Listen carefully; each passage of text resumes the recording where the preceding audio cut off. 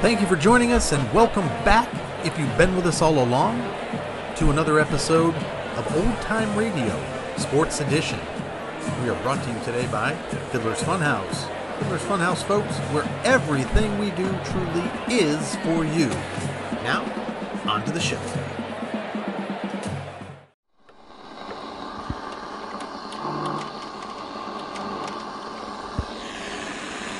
Keep cooking with Crisco.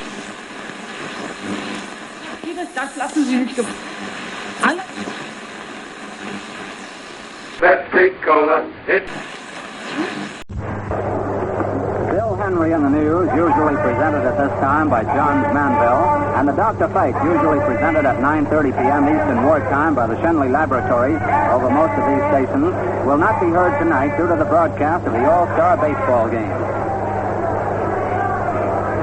The cavalcade of sports is on the air. Gillette presents from Forbes Field at Pittsburgh the 12th annual All-Star Baseball Game. Tonight's Diamond Classic brings together the outstanding players of the American and National Leagues as selected by their club managers. The proceeds, including $25,000 contributed by Gillette for broadcasting rights, go to the Major League Fund, which provides baseball equipment for our armed forces. This is Bill Slater with Don Dunphy and Bill Corum greeting you for the Gillette Safety Razor Company, your radio host at the World Series, the Kentucky Derby, football bowl games, major boxing shows, and similar sports events of national interest the year round. I want to remind you that if any war news of transcendental importance is forthcoming during the course of this game out here at Pittsburgh, our broadcast will be interrupted so that news may be brought to you. Since the game is about to get underway, I'll give you immediately the starting lineups as they have been picked by the rival managers of the American and National League for this ball game tonight. Starting the game for the visiting team in gray uniforms, the American League. Batting first will be Thurman Tucker of Chicago White Sox, who is in center field. Batting second will be Stanley Spence of the Washington Senators in right field. Batting third will be George McQuinn of the St. Louis Browns on first base. Batting fourth in the cleanup spot will be Vern Stevens of St. Louis, shortstop. Batting fifth, Bob Johnson of the Boston Red Sox in left field. Batting sixth, Ken Keltner of Cleveland on third base. Batting seventh, Bobby Dorr of Boston on second base. Batting eighth, Raleigh Hemsley of the Yankees, who is catching tonight. And batting ninth and pitching for the American League, Hank Baroe of the Yankees. The manager is Joe McCarthy, as you know. The coaches are Art Fletcher and Joe Cronin. Starting lineup for the National League, the home team this evening, and in white uniforms, is as follows. Batting first, Augie Golan of Brooklyn in left field. Batting second, Bill Cavaretta of the Chicago Cubs on first base. Batting third, Stan Musial of the St. Louis Cards in center field. Batting fourth, Walker Cooper, and catching tonight, he is of the St. Louis Cards. Batting fifth, Dixie Walker of Brooklyn, playing in right field. Batting sixth, Bob Elliott of Pittsburgh, playing at third base. Batting seventh, Connie Ryan of the Boston Braves at second base. Batting eighth, Slaps Marion of the St. Louis Cards at shortstop. Batting ninth and pitching for the National Leaguers tonight is Bucky Walters of the Cincinnati Reds. The National League manager is manager Billy Southworth of the Cards. The coaches are Mike Gonzalez of the Cards and Freddie Fitzsimmons of the Phils. The umpires for this clash here tonight are at the plate for the first half of the game. George Barr of the National League. At first, Charlie Berry of the American League. At second, Ziggy Sears of the National League. And at third, Cal Hubbard of the American League. The umpires will be changed during the last half of the game, the last 4.5 innings, so that American and National League umpires will be in the proper places throughout the game. There have been oranges given out here tonight, old crates of oranges going to the players and some of the visitors from the San Bernardino Argonauts. The town of San Bernardino being represented here, and it's the old training spot out in California of the Pittsburgh Pirates, where they used to train before the war. Seated on the bench tonight for the rival managers are the following players who are available to take part in the game, many of whom will probably come into the game before it's completed. For the American League, as pitchers, there is Dutch Leonard of Washington, Joe Page of New York, Dizzy Trout of Detroit, Bucky Newsom of Philadelphia, Al Newhouser of Detroit, Bob Muncrief of the St. Louis Browns, Tex Houston of the Boston Red Sox, and Orville Grove of the Chicago White Sox. There are reserve American League catchers, Frankie Hayes of Philadelphia, Rick Farrell of Washington. Reserve American League infielders are Rudy York of Detroit, Pinky Higgins of Detroit, and Lou Boudreau, the playing manager of the Cleveland Indians. Reserve outfielders for the American League tonight, members of the squad starting on the bench, will be Oris Hockett of Cleveland, an outfielder, Pete Fox of Boston, who came in for George Case of Washington, who was injured, and Roy Cullenbine of the Cleveland Indians. Reserve players on hand tonight and available to Billy Southworth, the manager of the National League team, our pitchers, the only lefty on the National League squad, Ken Raffensperger of the Phils, Bill Boiselle of the Giants, who came in substituting for Max Munir of the Cards, who has an injured shoulder, Nate Andrews, Al Javery, and Jim Tobin of the Boston Braves, and Rip Sewell of the Pittsburgh Pirates. Reserve catchers on hand for the National Leaguers tonight are Mickey Owen of the Dodgers and Ray Mueller of the Cincinnati Reds. Reserve infielders are Don Johnson of Chicago. Slats Marion is starting. Phil Cavaretto of Chicago. Frank McCormick of the Cincinnati Reds. Eddie Miller of Cincinnati will not be able to play tonight. He has an injury, and so he won't have a chance to play at shortstop before his hometown crowd, for he was born and raised here in Pittsburgh. Reserve outfielders on hand for the National Leaguers tonight are Vince DiMaggio of Pittsburgh, Mel Ott, the playing manager of the New York Giants, Big Phil Nicholson of Chicago, and Ducky Medley of the New York Giants. The mayor of the city, Mayor Cornelius Scully, and the governor of the state, General Edward Martin, were introduced a little while ago by Rosie Rosewell, who broadcasts the local games here in Pittsburgh. The game is just about to get underway. The National Leaguers, the home team, are taking the field. The lineup is as we gave it to you. On third base for the National Leaguers is Bobby Elliott. On second base is Connie Ryan. On first base, Phil Cavaretto. And at shortstop, Marion. Now here, ladies and gentlemen, is the national anthem.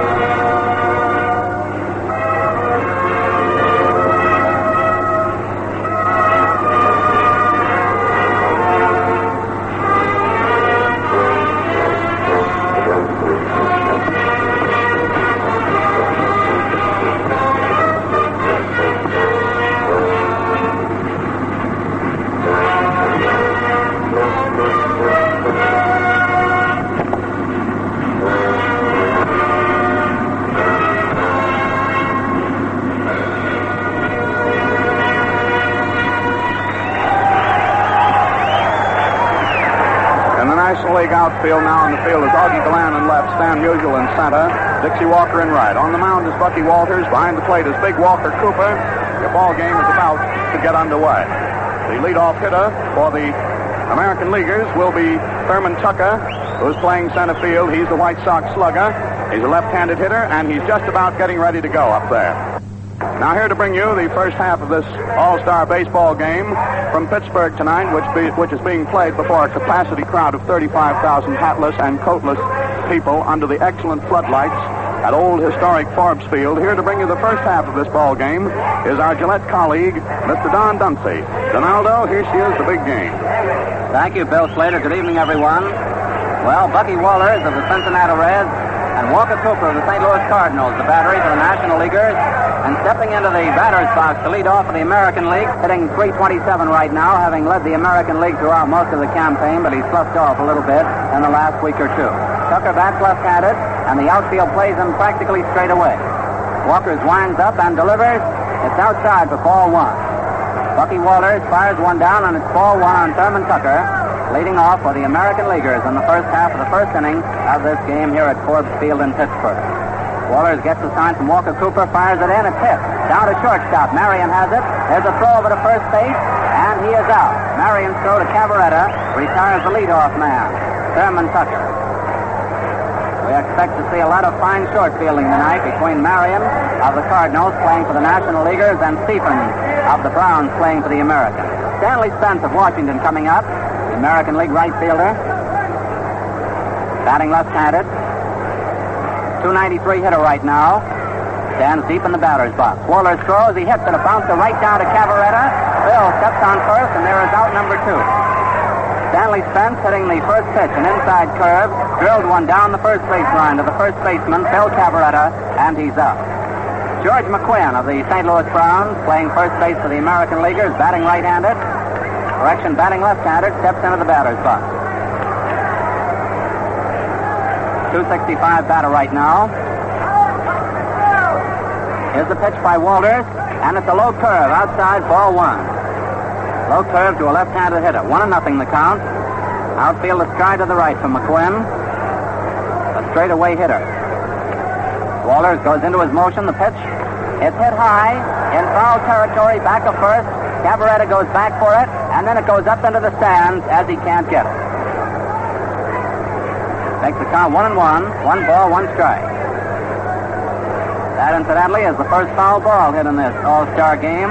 We expect there will be a lot more hits before the evening is over. The National Leaguers are wearing their white home uniforms, and the visiting team, the American Leaguers, are wearing the traveling gray. Walters delivers.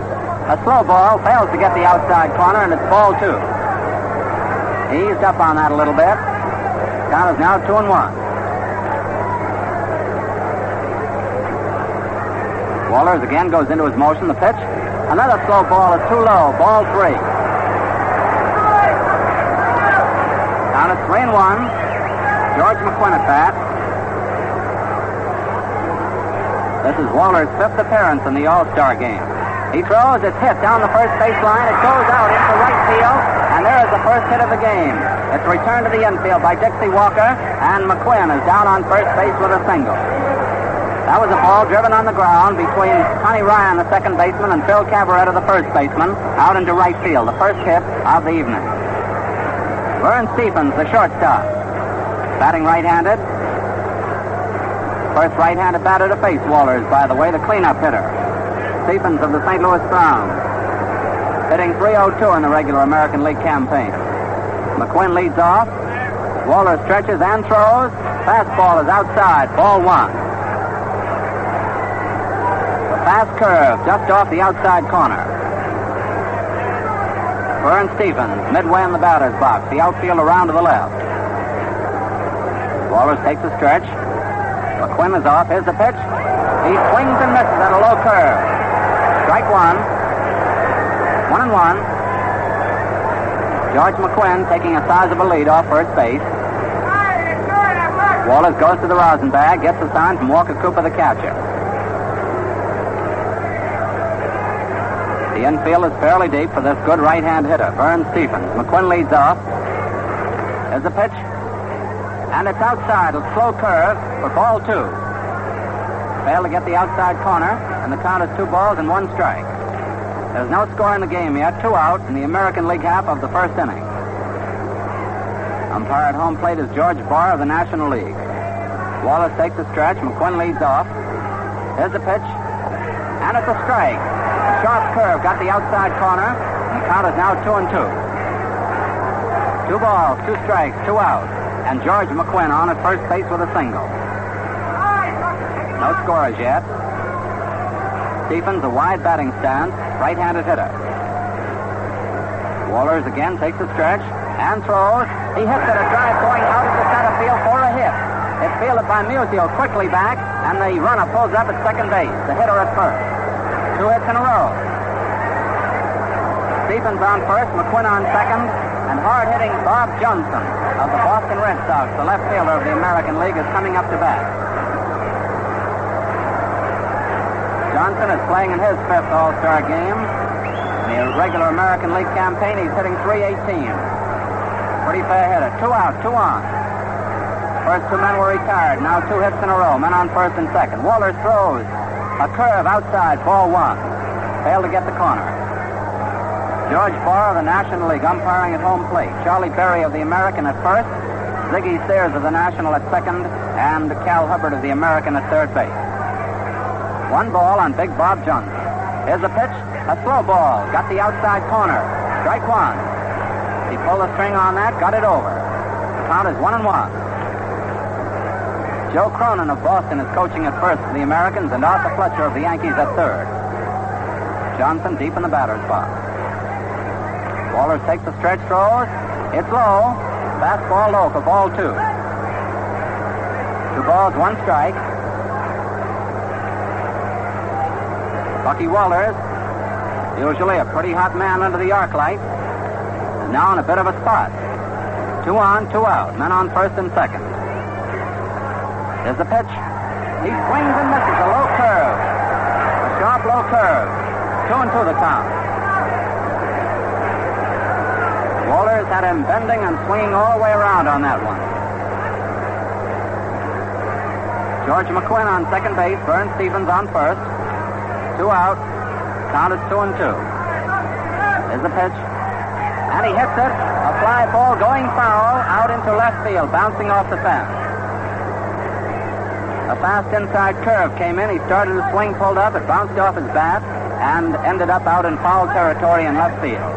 So the count stays at 2-2. 2 balls, 2 strikes, 2 out, and 2 men on. 4 deuces. The All Star Game at Forbes Field in Pittsburgh. A capacity crowd. No score yet, and 2 out. Walters is getting the sign from Walker Cooper. Outfield well around to the left for Johnson. A good hard hitter. Walters takes the stretch throws, and he struck him out. And he lost the bat as he swung and rolled out towards second base. Johnson went out swinging on a sharp curve, ending the inning. He lost control of the bat. It bounced past the pitcher's box, didn't hit Walters though, and ended up down near second base. For the American League in the first inning, no runs, 2 hits, 2 left, and no errors for the National League. At the end of the first half of the first inning, there is no score in the game. And now Hank Barrowe, the ace of the Yankee mound staff, goes out to the rubber for the American Leaguers, and his battery mate, Rollie Hemsley, will do the receiving. Barrowe in the regular campaign has won 11 and lost 4. His pitching percentage, .733. He's a willowy right-hander who gets the ball up to the plate very fast with a snap motion. He just snaps it in, a right-hand pitcher. The American League, out in the field, Bob Johnson in left field, Thurman Tucker in center, Stanley Spence in right field, Kenny Keltner at third, Vern Stephens at short, Bobby Dorr at second, and George McQuinn at first. Catching is Rollie Hemsley, and the pitcher is Fordham Hank Barrowe. Leading off for the National League in the first inning is Augie Gallan of the Brooklyn Dodgers, playing left field. Augie Gallan, batting left-handed, hitting .322 in the regular campaign. Been a tower of strength for the Brooklyn Dodgers. At the start of the season, Gallan was a switch hitter, but now he's batting left-handed all the time. Barrowe gets the sign, goes into his motion. Snaps it in, and it's hit down to third base. Keltner has it. There's a throw over to first. He's out. Gallan, the leadoff man, hits the first ball, drives it down to third base, and is out. Keltner to McQuinn.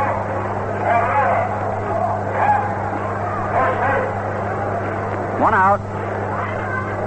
Phil Cavaretta of the Chicago Cubs, the National League's first baseman, is coming up to bat. Cavaretta also bats left-handed. .296 is batting mark. The pitch, a fastball just a little bit too close. Ball 1. Barrowe came down fast with that one. Outfield straight away for Cavaretta. Barrowe goes into his motion, snaps it in. It's hit foul back in the screen below us. 1-1 the count.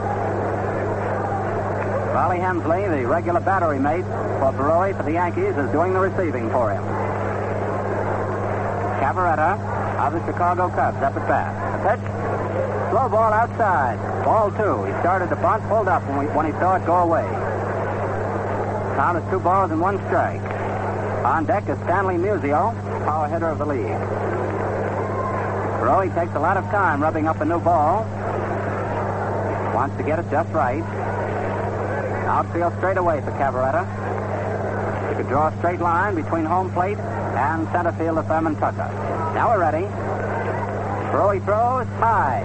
Ball 3, just over the peak of the cap, a fastball. Count is 3-1. No score yet. The American League got 2 on in the first half of the first, failed to score.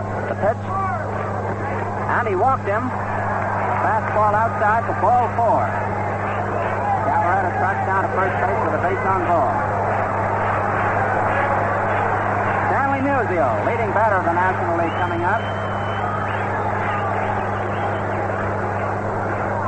Musial, a .366 hitter. Batting left-handed. 1 out, 1 on. No score yet. Cavaretta at first. In the background, you probably can hear the public address system introducing the batters as they come up. Here's the pitch. It's low for ball 1. All these players out here, by the way, are wearing their regular uniforms.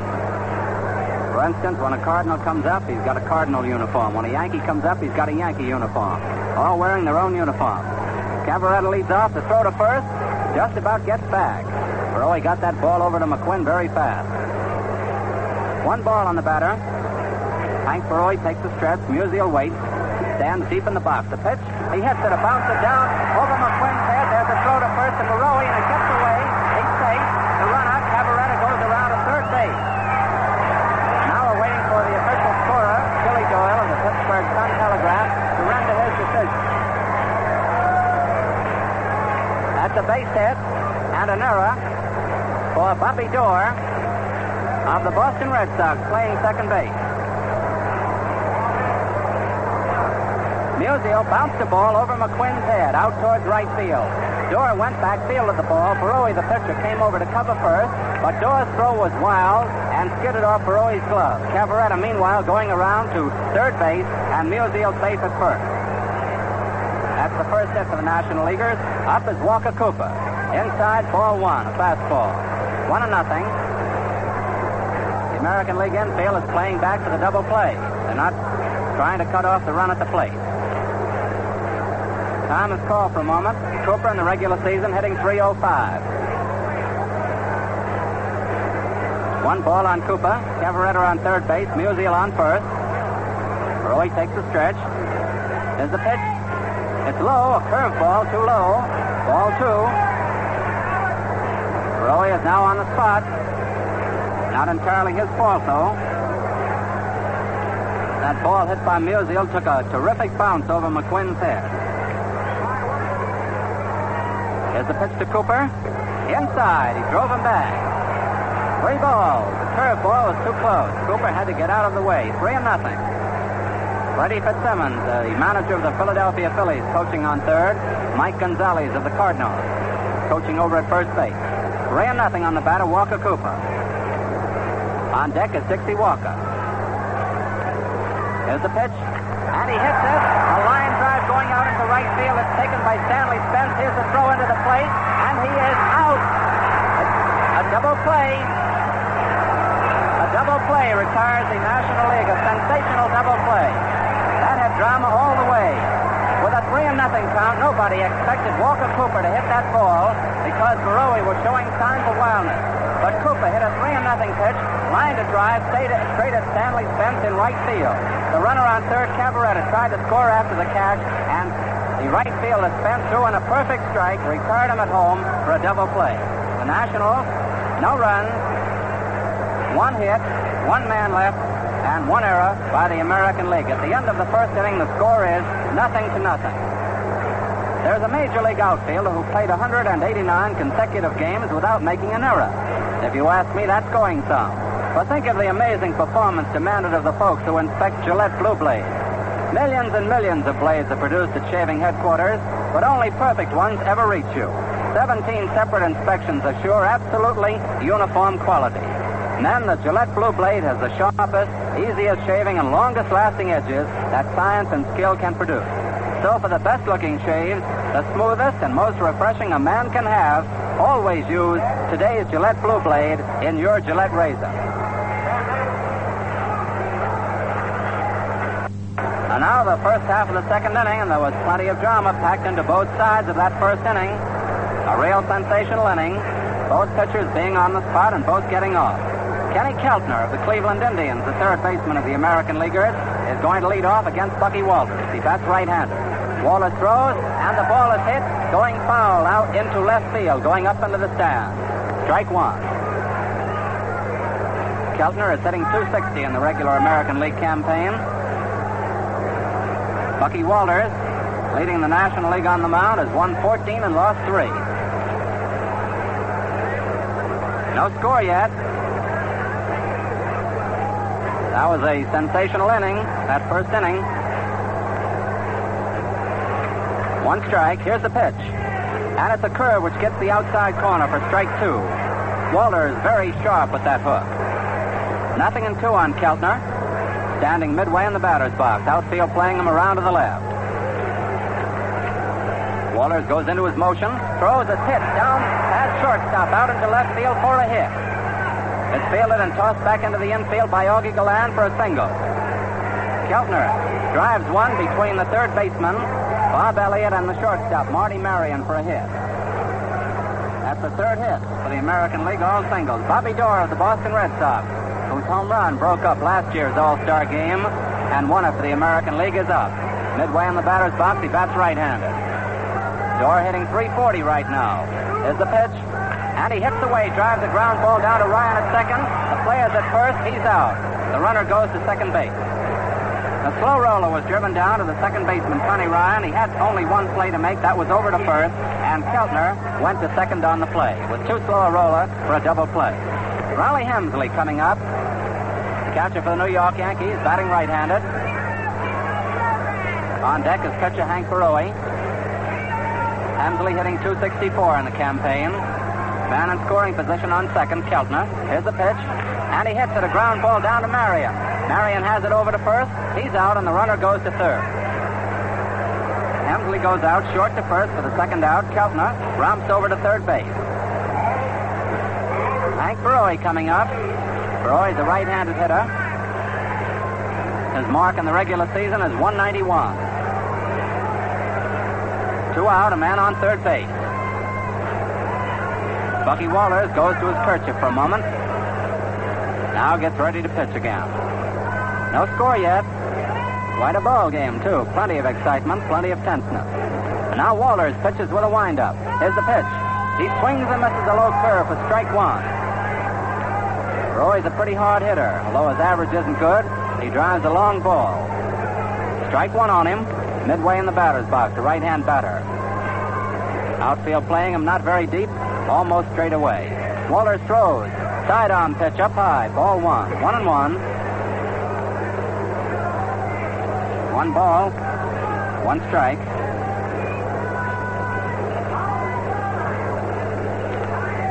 Walters getting the sign from Cooper. Here's the pitch. Curve is outside. Broke away. 2-1 count. 2 balls, 1 strike. Hank Baroe up. Kenny Keltner on third, hoping to come home with the first run of the game. Baroe looks out at the pitcher, fans the bat around. Here it is. He drives it, a bouncer over as he pops. Out, back to second, a throw by Ryan over to first, and the man is safe. The run scored. Great play that it was. It failed to get the fast Baroe going down to first base. The batter, Baroe, drove a ball over the pitcher's box behind second. Ryan, the second baseman, went back, made a backhand stab, a beautiful stop, threw to first, but too late to get Baroe. That's an infield hit, and scores Keltner with the first run of the game. The American League being out in front now, 1-0. And that is the fourth hit off Walters. Thurman Tucker up.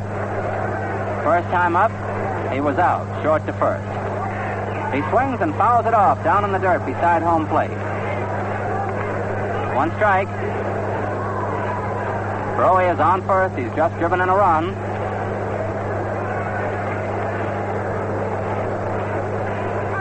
Tucker bats left-handed. Outfield is stride to the right. Walters takes a stretch. The pitch. Hits low. Ball 1. 1-1. The fastball below the knees.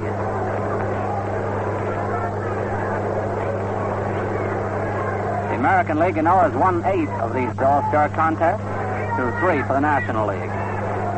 Baroe leads off. Here's the pitch. Tucker hits it. A ground ball going foul down the first baseline. 2 strikes. Now it's a 1-2 count. Brand new baseball is rubbed up by Bob Elliott, the third baseman. Elliott at third, Marion at short, Ryan at second, Cavaretta at first. Gallan in left, Musial in center, Walker in right, Cooper catching, and Walters pitching. Second inning, American League top half, leading 1-0. Tucker, the leadoff man, up the pitch. He hits it, a drive going down to Ryan. Connie has it. Throw to first. He's out. Tucker ends the inning by going out second to first. So for the American League, they break the ice in the second inning. 1 run on 2 hits. Singles by Keltner and Baroe, sandwiched in around a couple of infield outs. No errors by the National League and one man left on base. At the end of the first half of the second inning, the score is American League 1, the National League nothing. The National League is going to come up in the second inning with Dixie Walker of Brooklyn, Bob Elliott of Pittsburgh, Connie Ryan of the Boston Braves, and possibly Slats Marion of the St. Louis Cardinals if one or more of them should get on. Dixie Walker leading off is hitting .352 right now. Roy, who was on base, has gone into the American League dugout to sit down for just a moment before resuming his pitching chores in this last half of the second inning. Roy, of course, will work 3 innings. Who will succeed him on the mound is a moot question. And now we're going to pause 15 seconds for station identification. This is CBS, the Columbia Broadcasting System. This is the WBBM Air Theater, Wrigley Building, Chicago 11.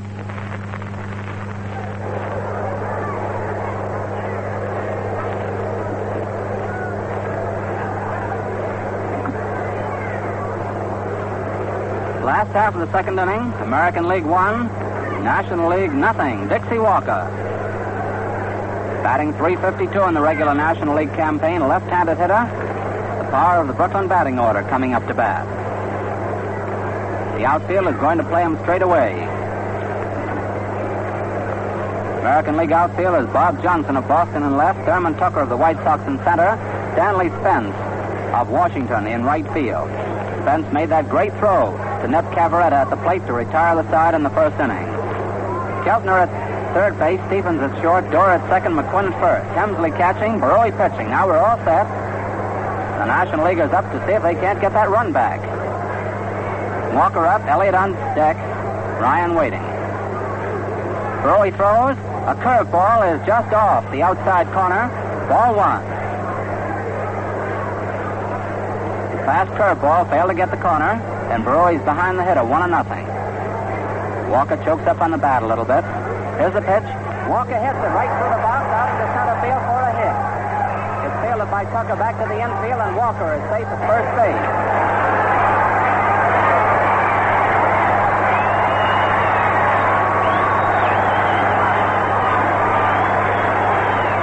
The applause going up is for the hometown boy, Bob Elliott, the third baseman of the Pittsburgh Pirates. Gets a great ovation as he comes to the home plate. Walker is down on first base with the potential tying run. Elliott batting right-handed. Hitting .292 in the regular campaign. There's a throw to first. The runner's back safely. The last half of the second inning, the American League leading 1-0. Elliott holds the bat long. The pitch is fouled off just below it. Bouncing on the screen. Strike 1. The crowd sort of sings in unison with the ball as it rolls down the screen. Maybe you could hear it in the background. 1 strike on Elliott. Roy stretches. Throws. He hits it. Bounce it down to Keltner. The play at second, the force out. No play at first. 1 out. Elliott safe at first on a force out. Elliott drove a hard grounder high down to Kenny Keltner, the third baseman, who threw down to Bobby Dorr, forcing out Walker at second base for a force out. Elliott was safe at first. There was no throw. Connie Ryan of the Boston Braves up. Batting right-handed. Ryan, a .289 batter. Outfield plays him a bit to the left, just a stride or so. 1 out and still a man on first base. Bob Elliott on first. Roy takes a stretch, throws, an inside curve. Ball 1. Failed to get the corner with it. Marty Marion, the great shortstop of the Cardinals, is on deck. Followed by the pitcher, Bucky Walters. Ryan waiting. A leisurely throw to first base. Elliott's back in plenty of time. Roy just thought he was getting off a little bit too far and tried to keep him back. Elliott leads off. There's the pitch. A low curve outside. Ball 2. That broke away sharply. 2-0. American League infield showing plenty of pepper, talking it up. Elliott leads off. There's the pitch. Ryan swings and misses. A sharp curve. 1 strike. 2-1 now. Good around at that one. Capacity crowd out here at Forbes Field in Pittsburgh. Roy throws. He swings again and misses. A sinker ball that time, and it's 2-2. Ryan went around the second time in a row. Count all even. Elliott on first base. Roy starts to take the stretch and then gets down off the hill. Now he's back up. There's the pitch. And it's an inside curve. Ball 3. Failed to get the corner. 3-2, a full count. Now we'll see if Elliott goes down on this one. He's on first base. 3-2, 1 out. There's the pitch. There he goes down. The ball is hit foul. Back in the screen. Hit and run was on. 3-2 count yet. Elliott all the way down to second, retraces his steps to first base. Roy gets a new baseball and rubs it up. Connie Ryan, former Giant, now at Boston, up at bat. There's a throw to first. Elliott gets back in plenty of time. Now Roy takes the stretch again. Here it is. There goes the runner down, and he hits it. A high fly ball out into center field. Tucker is going way back, and makes the catch. And Elliott goes back to first base. 2 out. On a 3-2 count, Ryan flies deep to center field. Elliott has to go back to first, and now we have 2 out, and Elliott on at first base. Marty Marion, the Cardinals' great shortstop, batting right-handed up at bat. Second All Star Game. He's hitting .253 in the regular season. Roy looking around. Seeing that the field is set, they play Marion to the left. There's the pitch. A strike. A curve got the outside corner. A sharp bender. Strike 1. Roy looks over at the runner at first base, Bob Elliott. Now Hank takes the stretch. Lats Marion waits. Here's the pitch. And he hits it. A drive going high to Bobby Dorr, right on the line. A blooper. Started high and then came down into Bobby Dorr's hands, ending the inning. National League in the second inning. No runs, 1 hit, 1 left, and no errors by the American League. At the end of the second inning, the score is American League 1, National League nothing. You've seen a base runner break from first on the windup, only to be nailed at second, the victim of a pitch out. Somebody outguessed him. Well, when it comes to outguessing Tough Beard, Gillette Lather shaving cream is right in there, too. You see, it's water that softens wiry whiskers for quick, easy shaving. And it's water that Gillette Lather holds a barrel of. Yes, sir, this cream holds water as a sponge does and releases it freely, soaking every bristle through and through. Not only that, but Gillette Lather stays wet on your face, keeping your stubble properly conditioned for your razor all the time you're shaving. Men, enjoy slick, easy shaves, smooth-looking and refreshing. Ask for Gillette Lather shaving cream, only a quarter. Now the top half of the third inning. Stanley Spence of Washington up at bat. First pitch by Wallers is outside for ball 1. Spence in the first inning was out to the first baseman, Cavaretta unassisted. Wallers goes into his motion. The pitch. A curve gets the inside corner. Strike 1. Nice, graceful curve. Count is 1-1.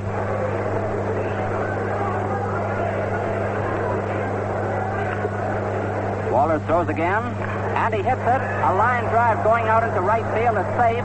It's fielded out there by Dixie Walker and tossed back in the infield for a single. Spence, leading off the third inning, gets base hit number 5 off Bucky Walters. Walters has struck out 1. He hasn't walked any. George McQuinn, who singled in the first inning, is up. Bob Elliott, third baseman of the National Leaguers, moves in, sort of expecting a bunt. Here's the pitch. And he holds the swing away, but doesn't swing. It's ball 1 outside. He didn't choke up to bunt on that. First half of the third, the score is 1-0, favor the American League. Bucky Walters pitching and Walker Cooper catching for the Nationals. Spence at first, McQuinn up. He takes it for a strike. Fast one down the middle, 1-1. Outfield a stride to the right for McQuinn. Augie Gallan in left, Stan Musial in center, Dixie Walker in right. Walrus takes a stretch. Here's the pitch. Curve outside. Ball 2.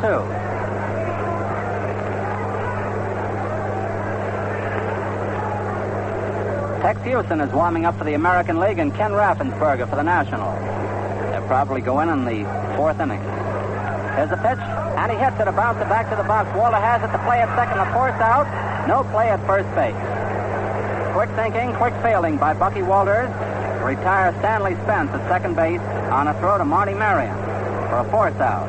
But there was no play at first base. McQuinn getting over there on a fielder's choice. Force out. Vern Stephens, who also singled in the first inning, is up. St. Louis Brown shortstop, batting right-handed. Second All-Star game for Stephens. 1 out, 1 on.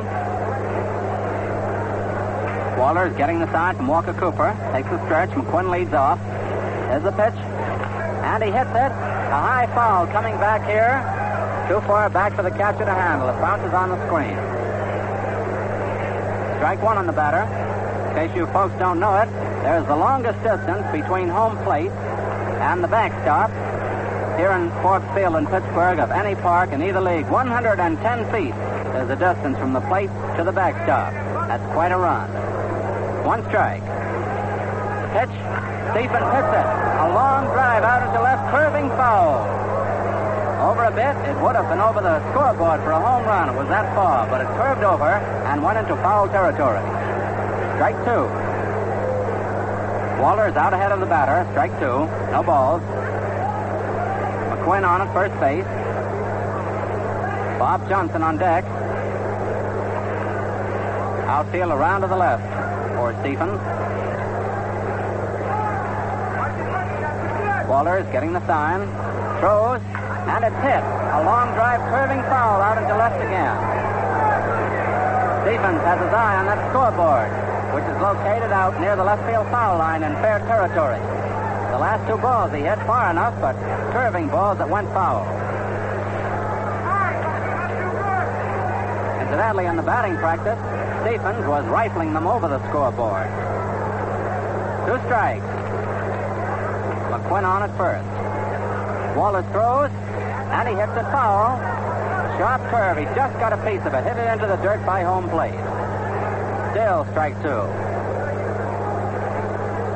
Waller's control has been very good.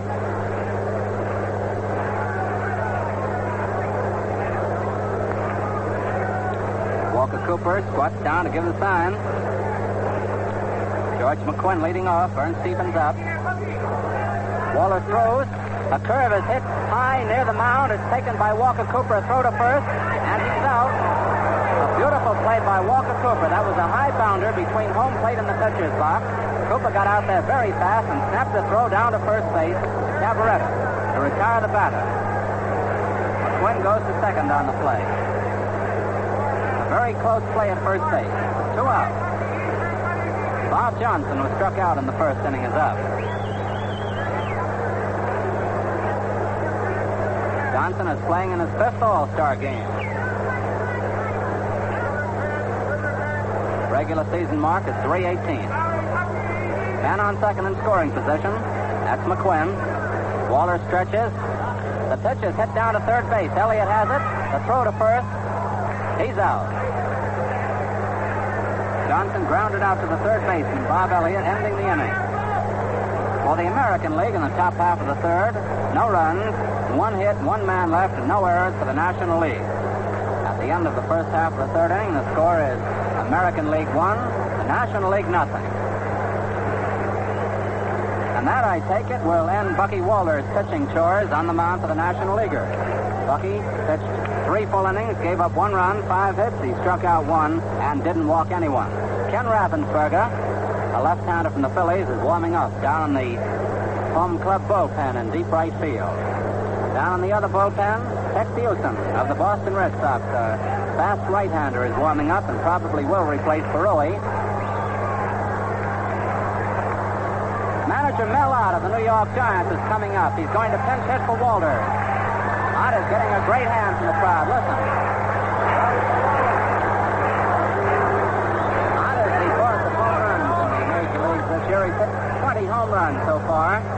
batting mark is .313.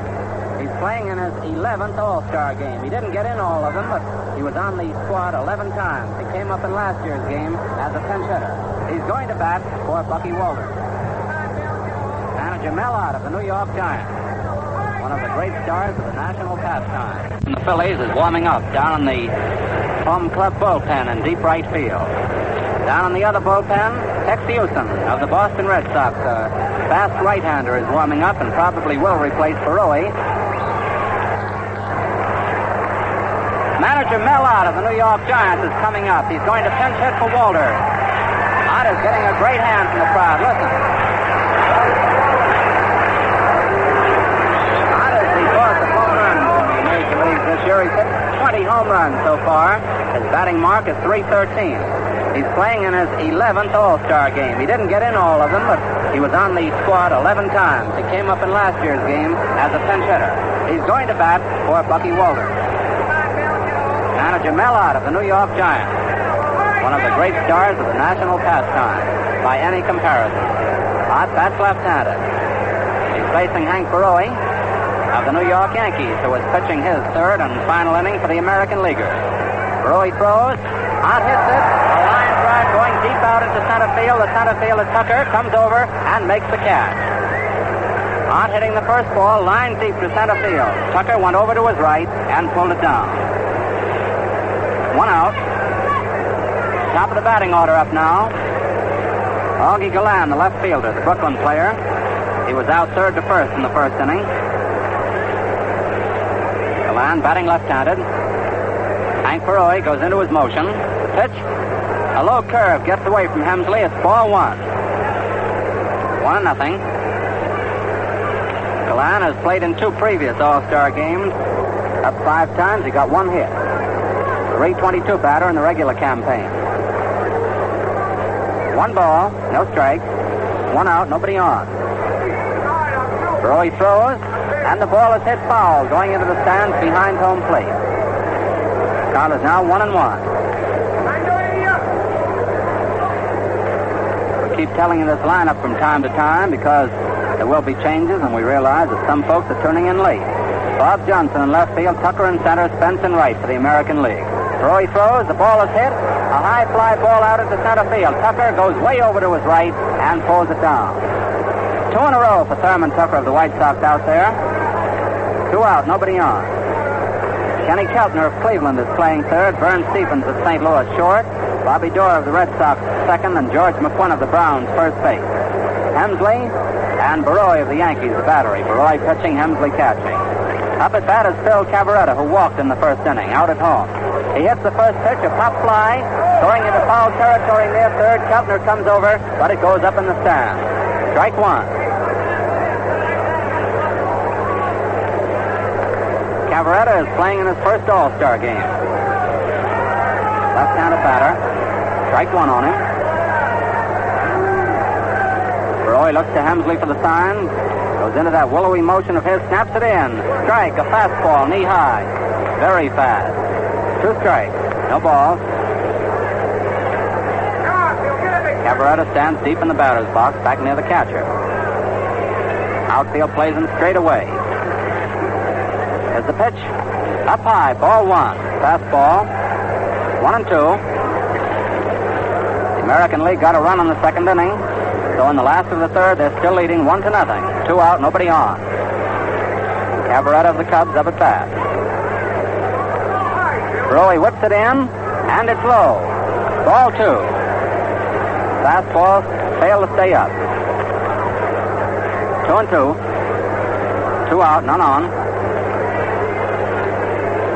There's Baroi in his motion, the pitch. And it's low. Another fastball below the knees. 3-2. 3 balls, 2 strikes. Baroi has walked 1 man. Now with Cavaretta in the first inning. Now Phil with a 3-2 count waits. Baroi throws, and the ball is hit foul. Way out deep in left field. Still a full count as a new ball goes out to Baroi.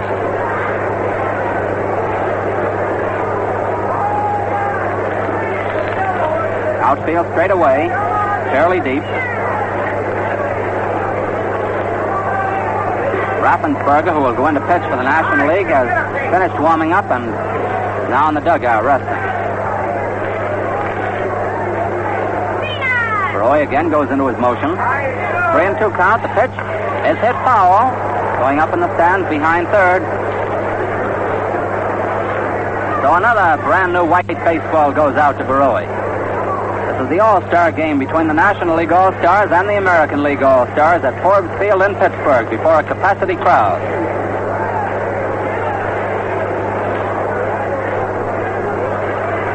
Baroy again in his motion. Throws, and he fouls it back.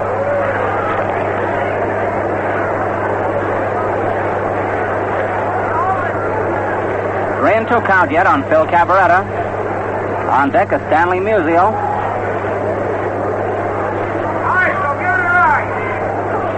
Baroy gets a sign from Hemsley. National League 1 run in arrears. Here's the pitch, and he hits it foul again. Going up in the stands behind third.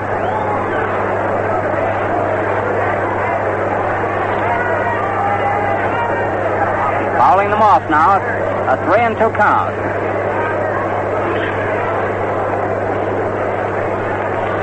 Cavaretta in the regular campaign, hitting .296. Now we're set again. Baroy winds up, snaps it in, and he hits it. A drive going out into left field. It falls safe for a base hit. Gets away from Johnson. It's rolling to the fence. Cavaretta is on his way down to second. He rounds second. He's on his way over to third. There's the relay, and he slides in safely.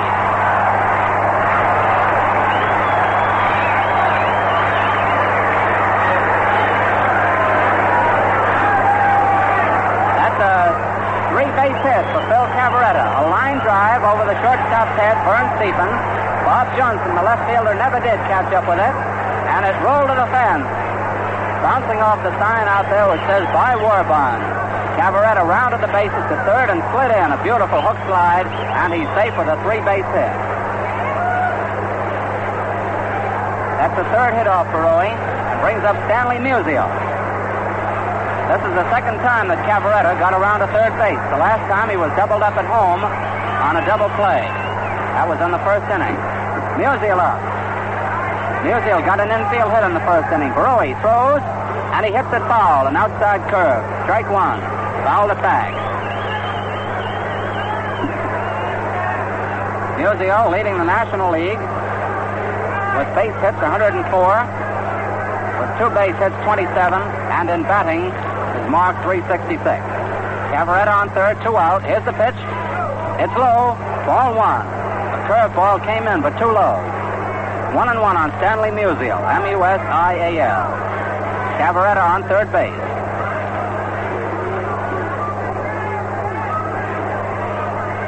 Two out, the last of the third. Baroy throws, and he hits it. A bouncer down to third. Keltner has it. The throw to first. He's out. Kenny Keltner, the third baseman, makes a fine play on a slow roller by Musial and throws him out, ending the inning.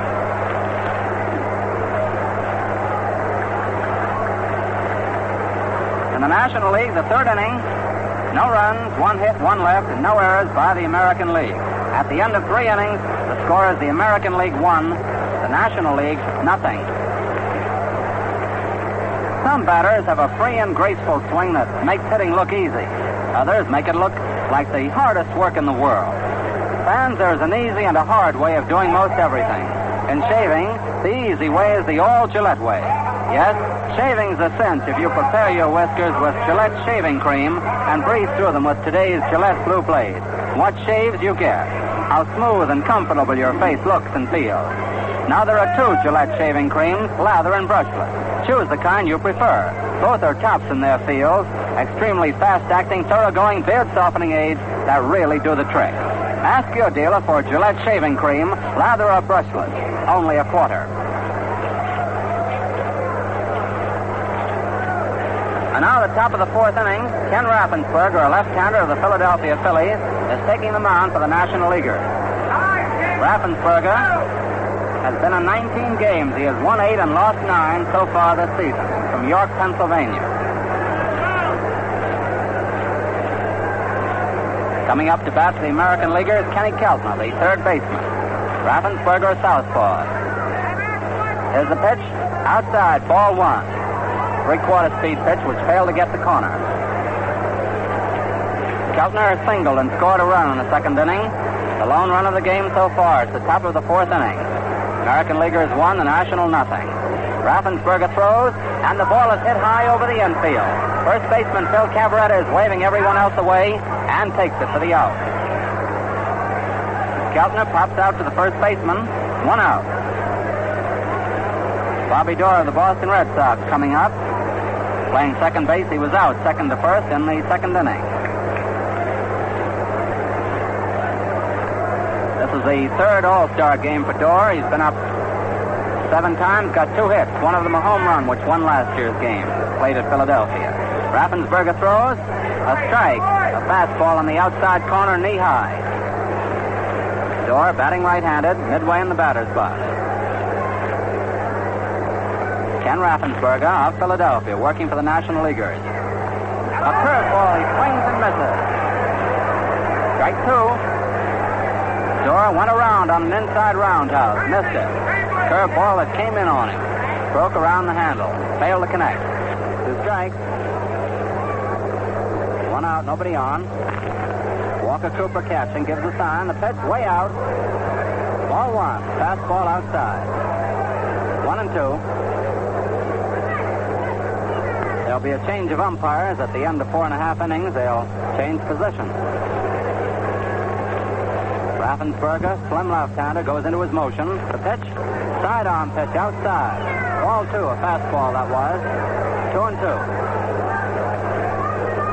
On deck is Rollie Hemsley. Walker Cooper of St. Louis squats down to give the sign. Raffensperger throws, and he fouls it off. The foul, bouncing off the umpire's mask, ends up in the National League dugout. 2 balls, 2 strikes, 1 out, nobody on. Outfield around to the left for Doerr. With Lanier out of action with a sore arm, Max Lanier, Ken Raffensperger is the only southpaw the National League has tonight. And they're using him right now. The pitch, a slow ball driven foul, coming back. He pulled the string on that one. Doerr fouled it back. Count stays at 2 and 2. Joe Cronin, the manager of the Boston Red Sox, Doerr's manager, shouts encouragement to him from the first baseline. Arthur Fletcher of the Yankees coaching at third base. Cronin, although one of the best pinch hitters in the game, is not eligible for pinch hitting tonight. He's not on the All-Star squad as a player. Here's the pitch, and he struck him out. Doerr went down swinging on a sharp curve. 2 out. Rollie Hemsley up. Hemsley was out. Marion to Cavaretta, short to first in the second inning. That's right-handed. Crowds the plate just a little bit. Outfield plays him a stride to the left, fairly deep. Raffensperger, who has retired 2 men in a row, now throws. Fastball outside, ball 1.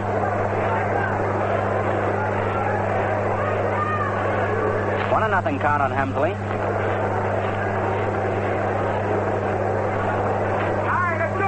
Raffensperger again goes into his motion. He throws. The ball is hit foul, going in the stands behind first base. 1 and 1 count now. 1 ball, 1 strike. 2 out, nobody on. First of the fourth.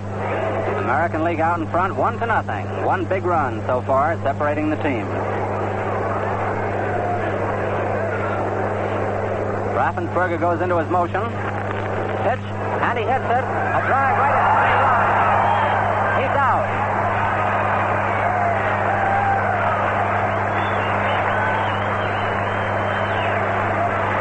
That was a great play by Connie Ryan, the second baseman of the National Leaguers.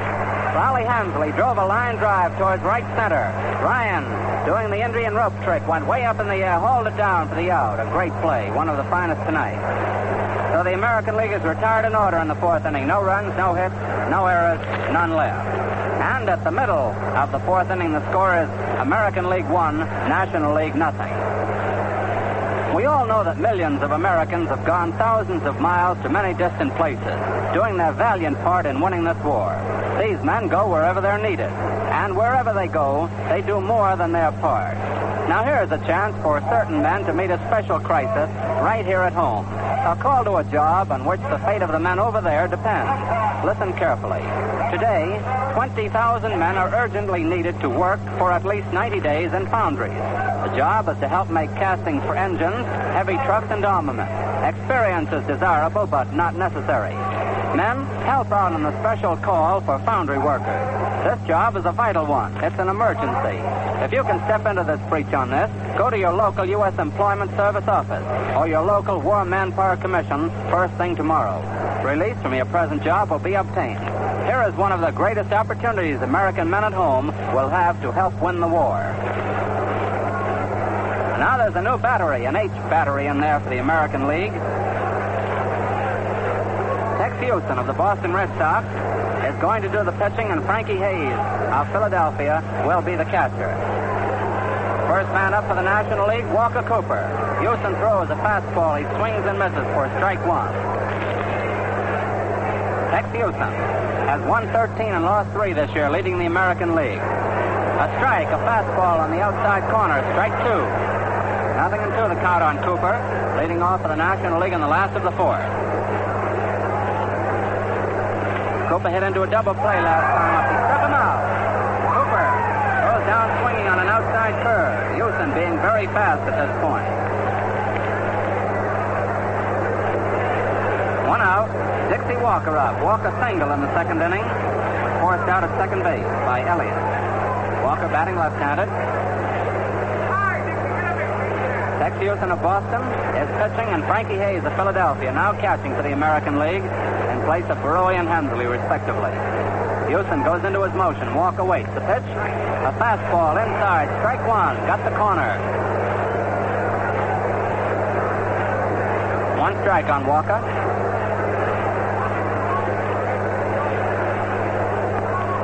There's the pitch.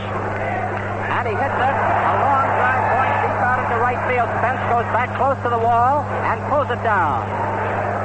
The longest hit ball of the night, but it's out. Walker flies deep to Stanley Spence in right field for the second out. It brings up the Pittsburgher, Bob Elliott, getting a nice hand. Hank Barrow, who pitched the first 3 innings for the American League, gave 3 hits, walked 1, didn't strike out anyone, and they didn't score off it. 2 out. Elliott up. Houston throws, and he hits it. A fly ball into center field. Thurman Tucker waiting for it. He's got it. Boy, that was a quick inning. 3 up, 3 down. Elliott flying out to center. The National League in the 4th inning. They go out in order for the first time. No runs, no hits, no errors, none left. At the end of the 4th inning, the score is American League 1, National League nothing. It's a smart bit of strategy when a runner steals third base and after that scores on a fly ball or an infield out.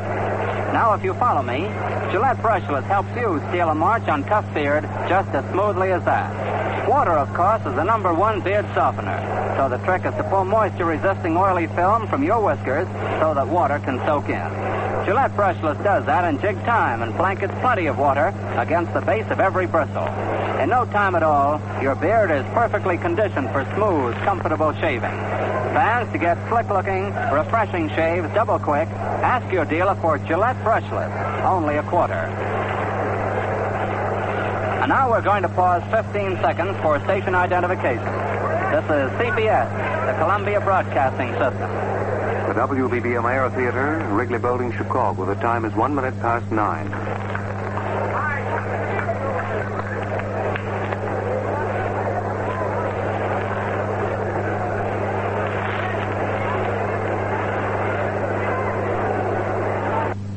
First half of the 5th inning, Tex Houston leading off the American League. First pitch to him is strike 1 as he fouls it off. Ken Raffensperger, a southpaw, is on the mound for the National League. Houston bats right-handed. Outfield stride to the left. Raffensperger delivers. Too close. Ball 1. Missed the corner with that one. 1-1.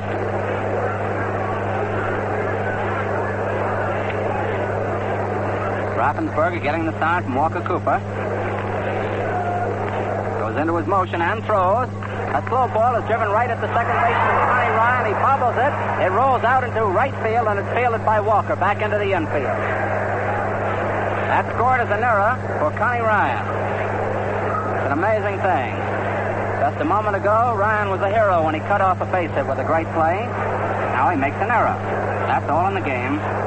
Houston is safe at first base on Ryan's error. It was a low line drive hit right at him. It bounced in front of him, caromed off his knee out into right field. Up is the leadoff man, Thurman Tucker, who is hitless in 2 tries. Batting left-handed. Raffensperger takes a stretch, throws. The ball is bunted foul down the third baseline. Strike 1.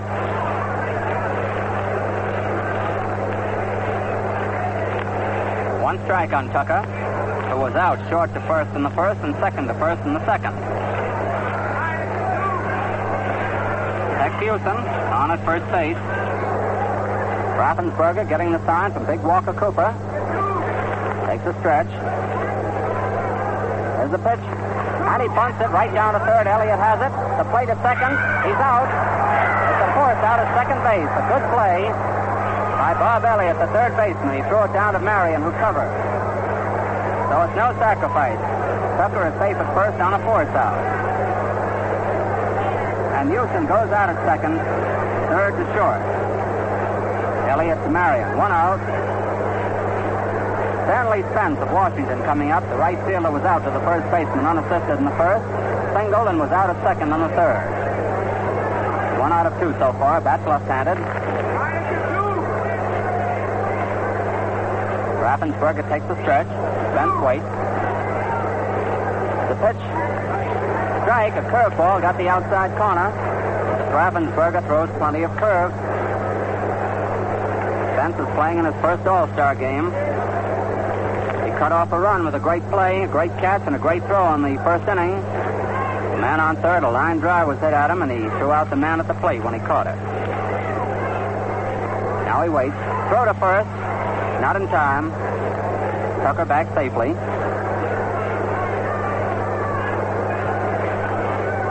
The American League is leading 1-0 as the ball game moves along. First half of the fifth now. Here's the pitch. A curveball fails to get the corner this time. It's ball 1, 1-1. 1 ball, 1 strike.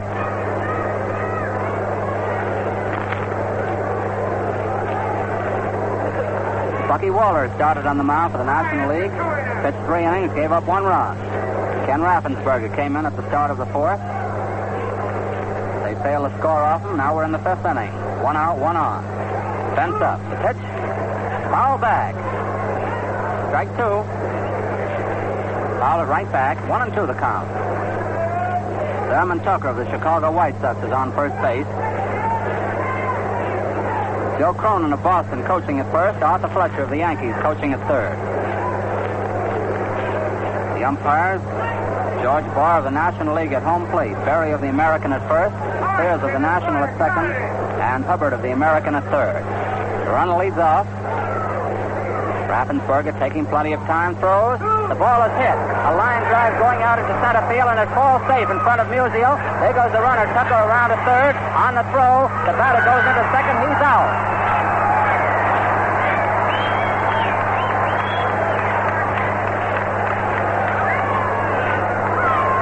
On that play, Spence drove a single into center field. Musial fielded the ball on 1 hop, whipped a throw over to third, trying to catch the flying Tucker. The throw was too late. It was cut off by the third baseman, Elliott, who whipped it down to Connie Ryan at second, and Ryan put the ball on Spence, trying to go to second on the throw, Spence being out. That scored 8-5-4. Makes it 2 out with a man on third and brings up George McQuinn. That's the first hit off Raffensperger. Strike 1 on McQuinn, a curveball getting the outside corner. Strike 1.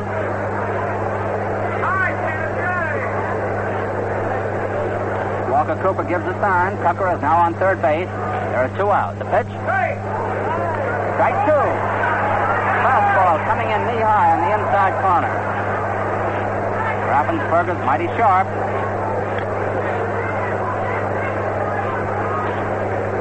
strikes on the batter. playing McQuinn astride to the right. Here it is. Outside. Ball one. He missed the corner with that fastball. On deck is Vern Stephens.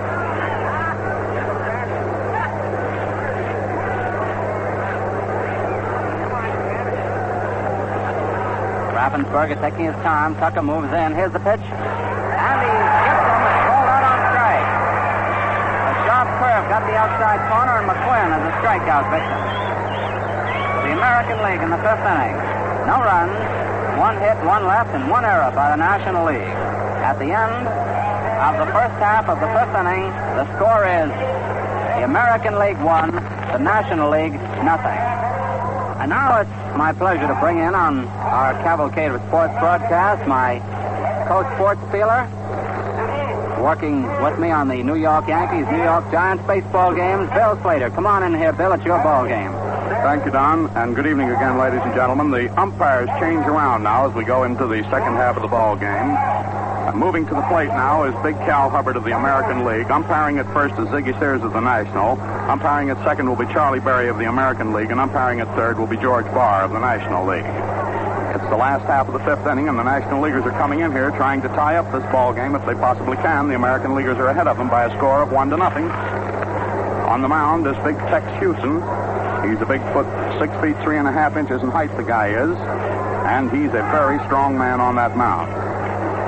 This is Tex's fourth year in the majors. All of them have been spent with the Boston Red Sox. He has been on the All-Star squad now. This is his third year.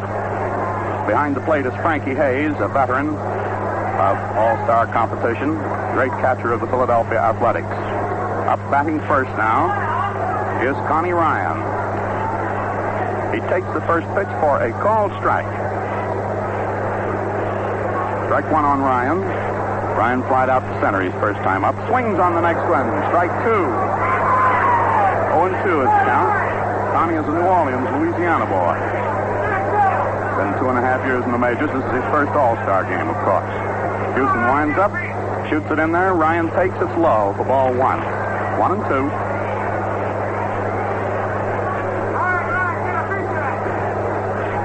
Frankie Hayes in his crouch now gives the signal to Tex Houston. The wind up. The pitch. It's low again. Ball two. 2-2.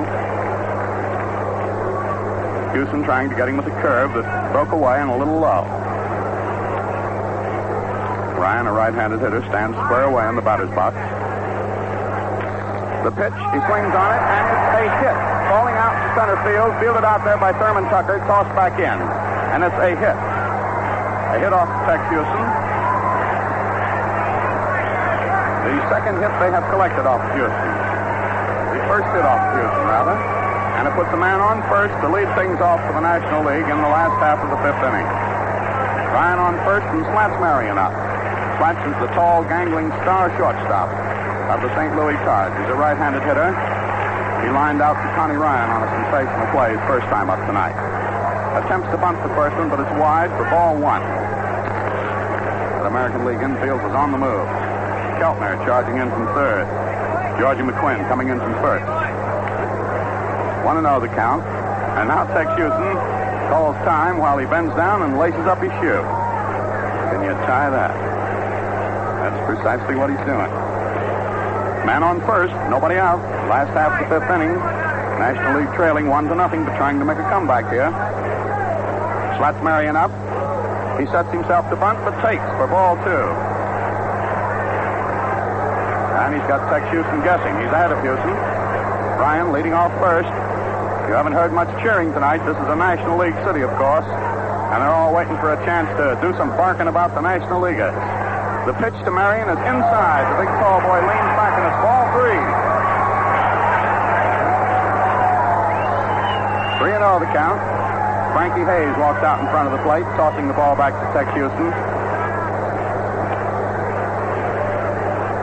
Marion, the count 3-0 on him, steps out of the batter's box, is back in again now. Stands with a fairly wide stance, big, tall, good-looking athlete. The pitch to him is a called strike, the automatic one. He took it, and the count is 3-1. Rip Sewell is starting to warm up out in the National League bullpen. The pitch to Marion is called strike two. And the count rises to 3-2. Now the string runs out. Man on first, nobody down. Count 3-2 on the batter. Big Martin Whiteford slants Marion. Here's the pitch. He swings on it, pops it up foul. Too far back for Frankie Hayes to get it. Rolls off the screen, and the crowd gives it the flag. Seems to be a good old Pittsburgh custom here. When the ball lands up on the screen and rolls slowly off, why they whoop until the ball falls off. 3-2 is the count. Time has been called now while a ball that gets away from one of the players in the bullpen rolls out on the field and has to be removed. Here's the big 3-2 pitch now to Martin Marion. Man on first, nobody down. The pitch, he swings on it and he struck him out. And as he does, Ryan goes down, stealing. And he's on second. That's the second strikeout for Houston and the first stolen base lead. And a pinch hitter is coming in now for Ken Raffensperger. We'll see who it is in just a moment. Looks like Big Bill Nicholson, but I'm not sure.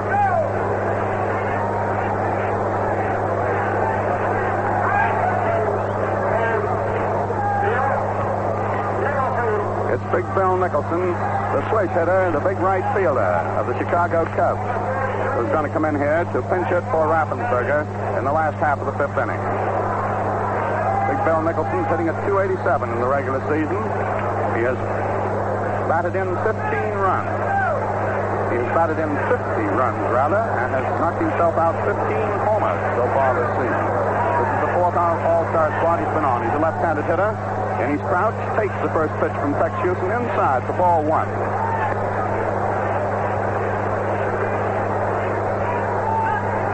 One out, man on second in scoring position, Bill Nicholson up. The pitch, a call strike over the inside corner. Houston was very sharp with that one. A fast-breaking curve. Fooled Nicholson. Nicholson's called a swish hitter, you know, because just before the pitcher delivers the ball, he swishes that bat back and forth across the plate. Ryan on second. The pitch is swung on and shoved down the right field line, and it's safe. Here comes Ryan around the score. Nicholson is heading for second and pulls up at second with a double.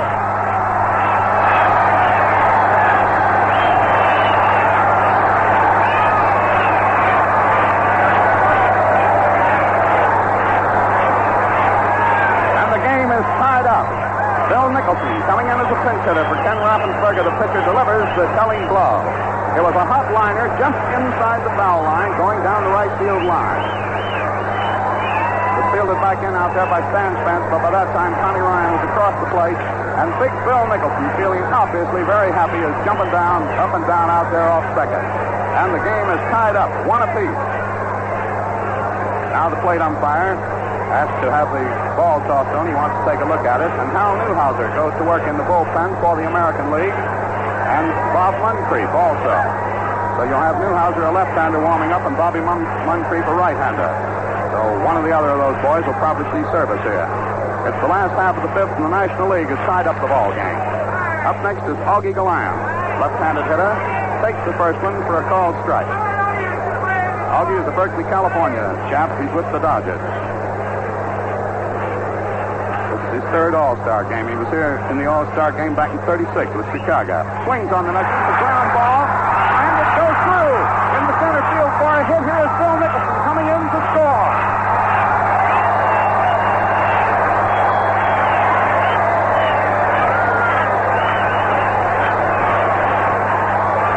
Gallan banged a ground single back over the box. It caromed off the glove of the shortstop, Vern Stevens, who tried to make a play on it. He could not hold it. And Big Bill Nicholson turned his way all the way in from second, and the National League goes ahead. One out. Gallan on first, and 2 runs in. That's 3 hits off the Tex Houston. Up next is Phil Cavaretta. He's had a walk and a triple tonight. The pitch inside, ball one. Cavaretta has been around to third base twice tonight. Didn't score either time. First time he walked and moved around there on a hit. And the next time he banged himself out a triple. The count is ball 2. As Cavaretta would not be fooled by one that almost nicked the inside corner. Tex Houston of the Red Sox, working on the mound, having himself some trouble here in the last half of the 5th inning. 2 runs across on a single, a double, and a stolen base. 2 singles, a double, and a stolen base. And up now is Phil Cavaretta. He takes the next one for ball 3. The count is 3-0.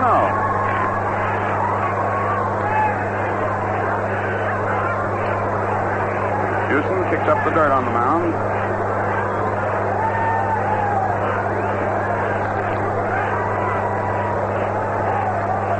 Here's the pitch. Galan leading off first, and it's inside, and he walks it.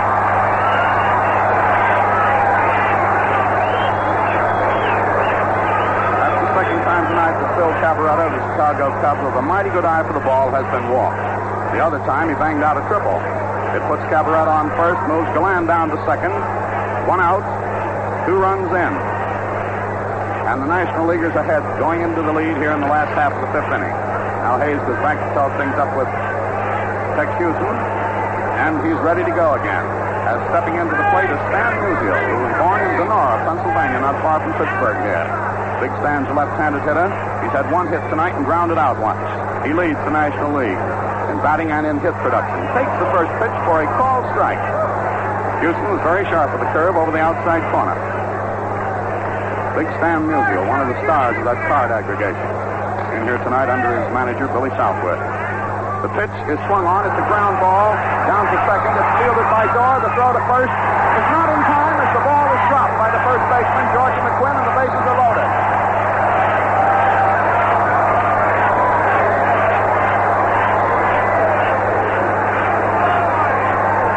It's an error on the throw.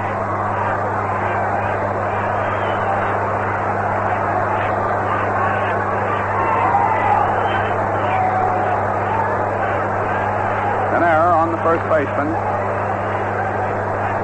The error, rather, was on the first baseman, not on the throw. So Musial goes on by an error. Cavaretta moves to second. Galan gets himself down to third. And the bases are but full of National Leaguers. And they've scored 2 runs in this big last half of the 5th. Up next is big Walter Cooper. He's flied out once, hitting into a double play, and struck out once. Big right-handed hitter. In there, ready to go. Swings on the first. It's a ground ball through for a hit. In the score comes with Galan. Rounding third, coming at the score is Cavaretta, and the play is at the plate, and he's out. He's out at the plate.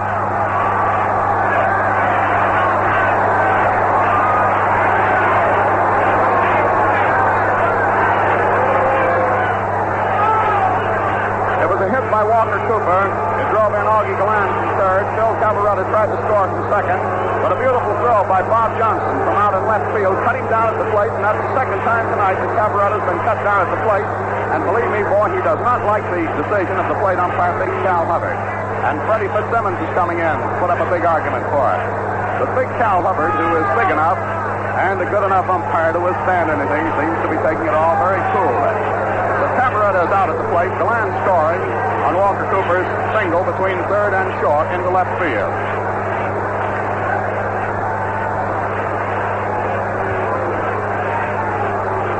Musial moved himself down to third on the fly. Cavaretta out at the plate.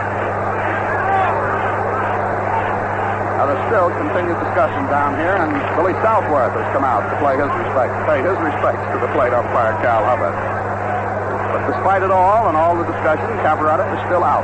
Second time tonight that American League outfielder has thrown Phil Cavaretta out at the plate.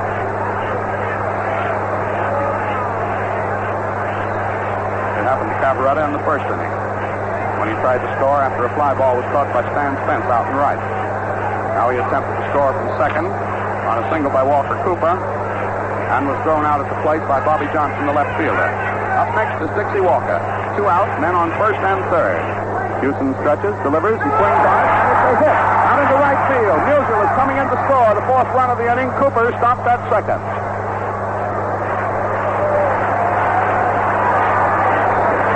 Is hit number 5 off of Tex Houston, and it is run number 4 for the National Leaguers in this big last half of the 5th inning. And And I think we're going to have a relief pitcher come in here. Time has been called. Hayes is going out to the mound to talk to Tex Houston. And it looks like Bob Moncrief of the St. Louis Browns riding in toward the mound as Tex Houston of the Red Sox is knocked out of the box in a big last half of the fifth inning rally by the National Leaguers. It's Moncrief coming in. This is Moncrief's first All-Star appearance. He has won 8 and lost 4 so far this season. Big right-hander is Moncrief. Bob Moncrief from Madill, Oklahoma. 6'1", weighs 190. This is his 6th year with St. Louis. He was twice sent back to the minors after his first time he came up in 37. He went back to San Antonio and Hollywood.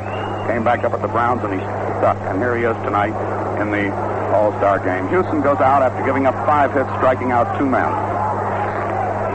And 4 runs crossed on him in the last half of the 5th inning here. And the situation at the moment is that there is a man on first. Dixie Walker, who has just driven in a run. And on second is Walker Cooper, who drove in a run a moment ago. And Moncrief is taking his warm-up pitches.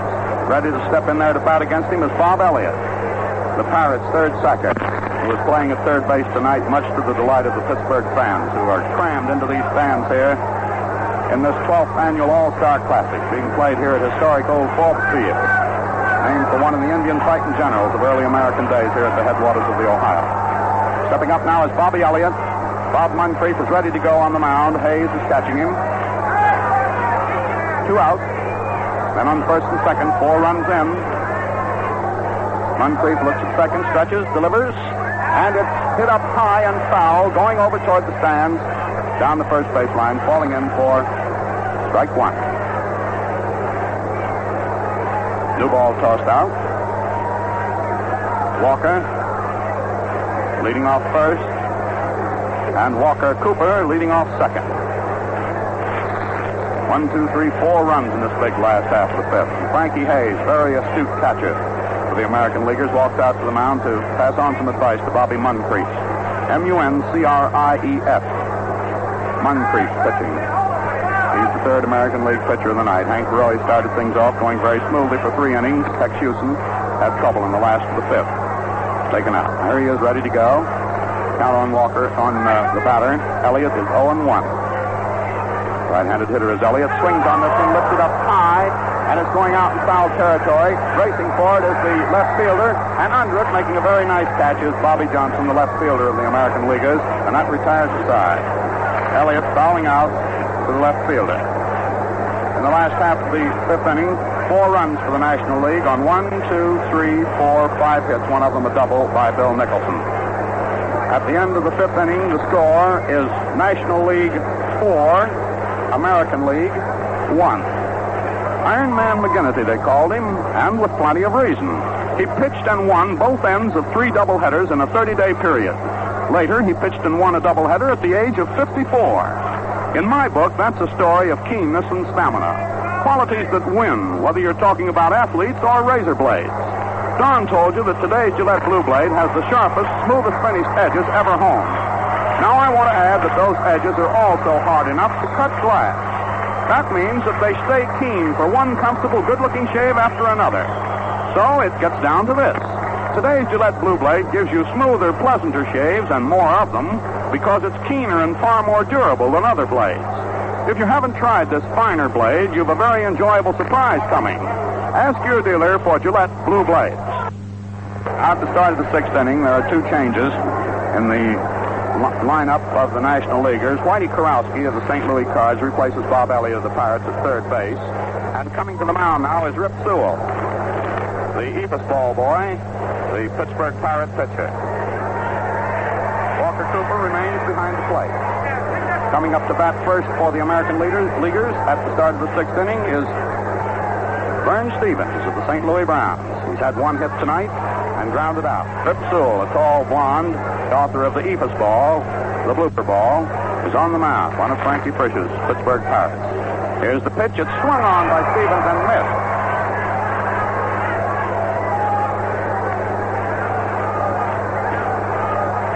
This is the second All-Star game that Sewell has appeared in. He pitched last year. This one inning gave up no hits. For the season, he's won 10 and lost 6 in the regular National League competition. He's ready to go again now to Vern Stevens. The pitch to Stevens is wide for ball 1. Count 1-2. Truett Sewell, his name is. They all call him Rip. Born down in Decatur, Alabama. He's 6'2", weighs about 190. Big chap. Ready to go. Ball 2. National Leaguers lead 4-1. Incidentally, in the 3 games that the National Leaguers have won so far, they've won them all by 4 runs. 4-3, 4-1, 4-0. I don't know whether history's going to repeat or not. The count now on Vern Stevens is 2-2. Here's Sewell's pitch. He swings on it and misses it, and Rip strikes him out.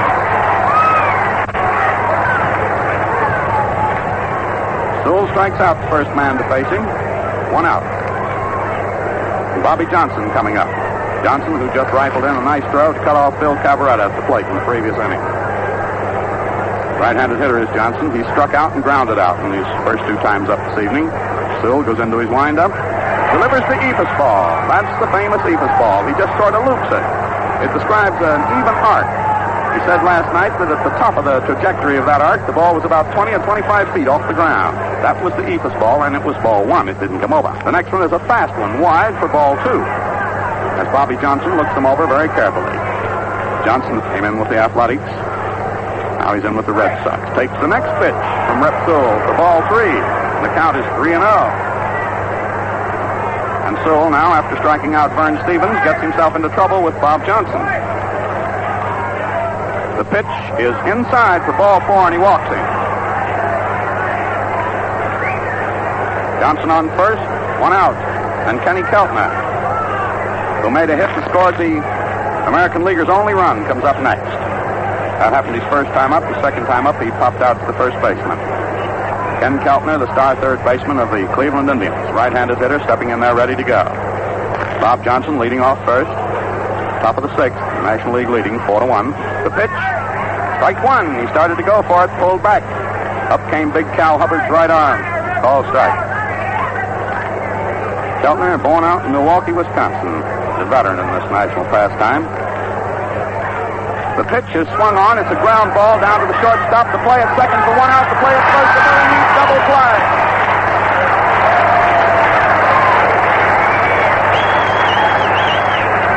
Marion to Ryan to Cavaretta. Big Slats Marion engineered that one. Connie Ryan pivoting nicely and getting his throw over to Cavaretta. And it's the first infield double play of the evening. In the top half of the 6th inning for the American Leaguers, a 0 across. And the score going into the last half of the 6th is 4-1 in favor of the National Leaguers. Incidentally, we have a very welcome wire here from Sergeant Mel Allen, who used to be on these broadcasts, former CBS sportscaster, now in the U.S. Army. He says, have both my GI ears tuned to the thrills of the latest cavalcade of sports, along with all our doughboys at the infantry school. Smooth sailing and regards to all, and we sure appreciate the message from Mel. On the mound now, as we go into the last half of the 6th inning, on the mound for the American Leaguers is Bobby Muncrief of the St. Louis Browns. Frankie Hayes behind the plate. In the field for late tuners in. It's Ken Keltner at third, Vern Stevens at shortstop, Bobby Dorr at second, George McQuinn on first. In left field, Bob Johnson. In center field, Thurman Tucker. And in right field, Stan Spence. Behind the plate, the veteran Frankie Hayes. On the mound, Bob Muncrief. And that's the way the American Leaguers line up out there as the National League now comes into bat. Leading off will be Connie Ryan. Ryan batted at .289 during the regular season. Ryan led off for the National League in the 5th inning. Here he is leading off again in the 6th as the National Leaguers batted around in the previous inning. The pitch is swung on. It's a ground ball down through at third base into left field. And Ryan rounds first and pulls up with his second hit of the evening. A very sharp ground ball. It just plays its way right through Kenny Keltner. Had no chance to field it, and Ryan is on. Up comes Slats Marion, who started that snappy double play in the top half of the 6th inning. Marion hasn't hit tonight. Lined out to the second baseman once and struck out once. Right-handed hitter, tall, gangly guy. Goes into a position to bunt, bunts down the first base line. The ball is fielded, and Marion is touched out by the first baseman George McQuinn before he's halfway down to first. The sacrifice was successful, however, as Ryan advanced to second. The mark Marion down for a sacrifice, putting Ryan in scoring position on second. And it brings up to hit Rip Sewell, the pitcher. Big Rip coming up to hit here before the home folks. Sewell, not bad average for a pitcher, batting at .250. Got himself 14 hits out of 56 times up. Moncrief looks him over.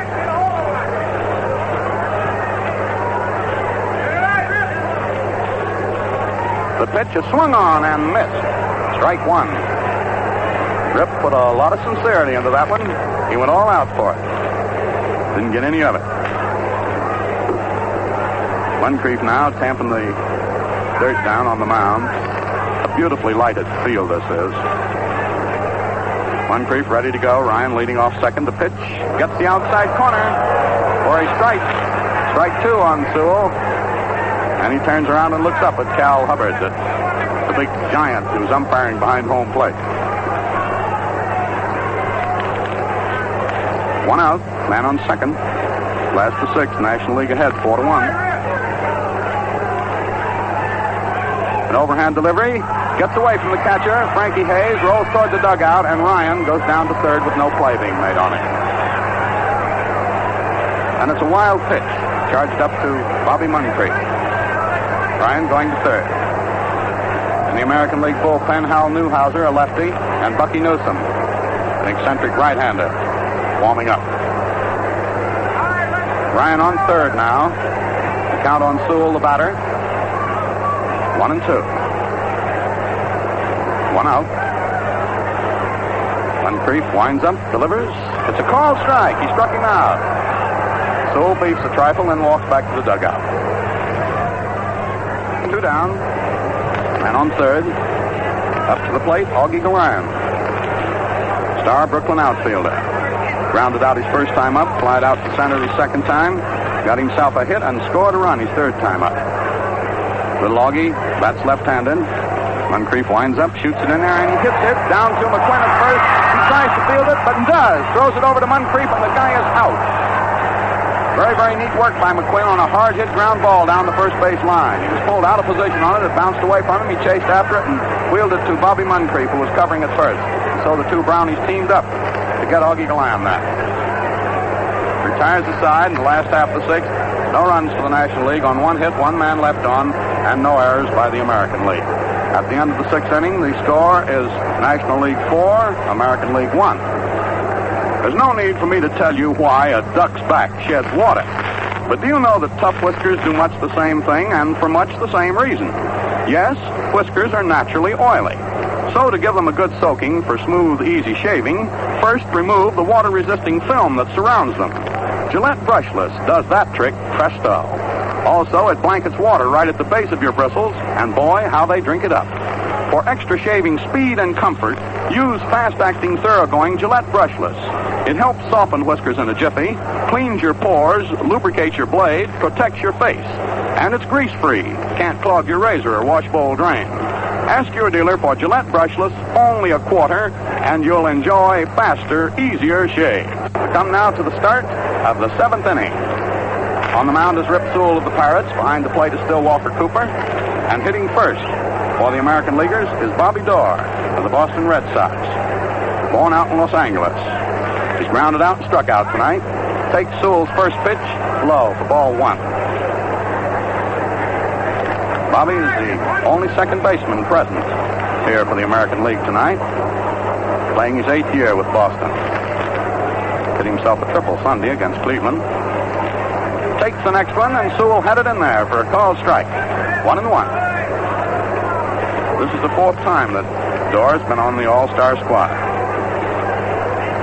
Right-handed hitter, stands square away in the batter's box. The pitch to him, a slow ball up high. Ball 2. 2-1. Dorr takes a long grip on the bat. Sewell delivers to him. It's swung on. It's a high-hit fly ball. Going out into left field. Over under it is Augie Galan, and he squeezes it for the out. That's all for Dorr. Up next is Frankie Hayes, the catcher. Hayes comes from Jamesburg in the state of New Jersey. Spent 9 years with St. Louis. one year, with St. Louis, and this is his 9th year with the Phils. Hitting himself a home run Sunday. This is his 4th All Star game. Frankie steps in there. Quite a home run producer. Tied for the lead in the American League with 10 homers. Sewell's first pitch to him, outside, ball 1.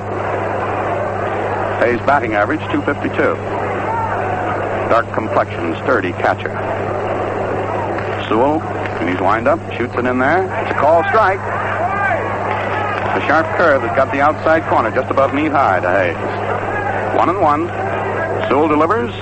Hayes takes, and it's a called strike again. A slow ball that curved over. 1-2. Big, tall blonde, Rip Sewell, standing on the mound, waiting for the signal from Walker Cooper. Has it? Delivers. Hayes swings on it, misses it. He struck him out. 2 down in the top of the 7th. Nobody on. Looks like a pinch hitter down here. Check it up for you in just a minute. Looks like Rick Farrell, but I want to be sure.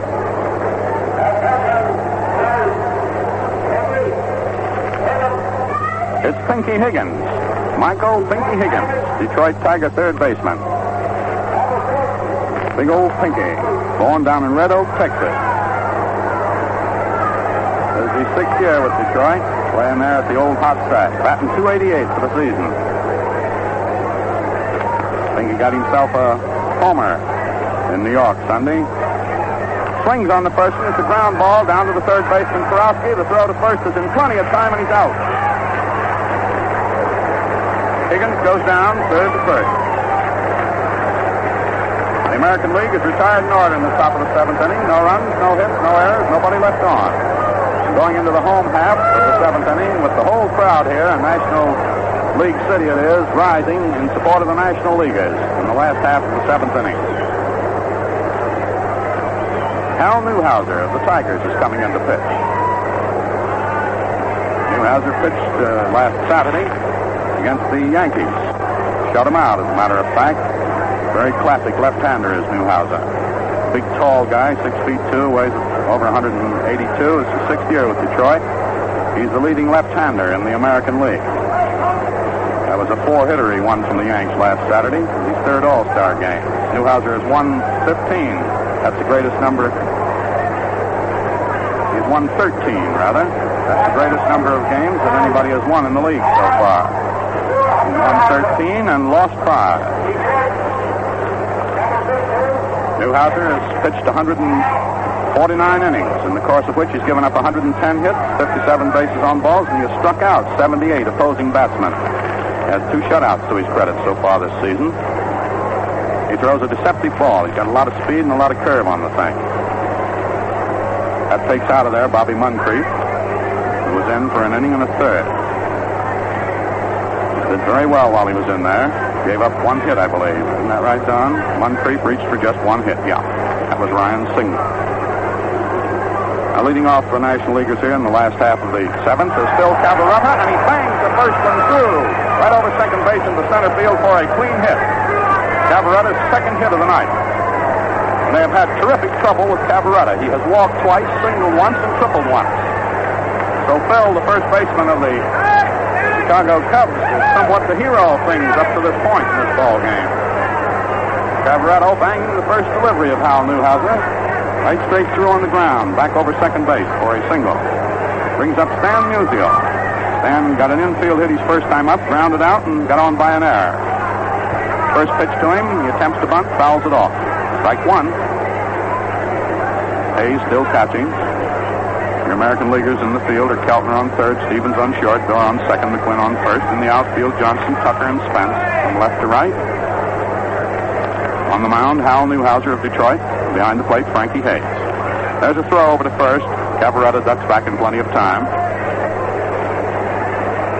Cavaretta's been thrown out at the plate twice tonight.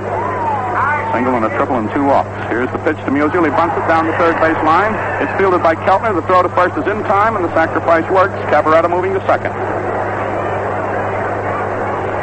Man on second, 1 out. Walker Cooper coming up. Cooper hit into a double play his first time up, struck out his second time, banged out a run-producing hit his third time up. Big Walker Cooper, he of the famous Cooper brothers of the St. Louis Cards. A couple of big boys from Atherton, Missouri. 6'3" he is. Weighs himself about 210 pounds. Stepping in there now. Al Newhouser gives him the look over. Man on second. He swings on the first. It's a ground ball. Back of second base. It's fielded by Dorr. The throw to first is not in time. Not in time.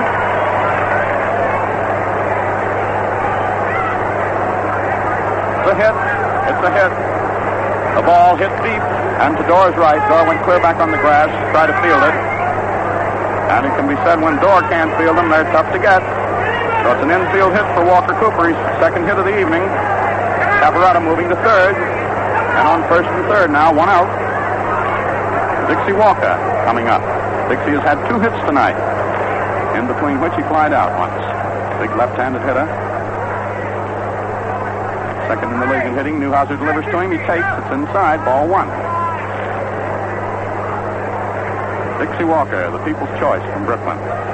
Bucky Newsom is warming up in the American League bullpen.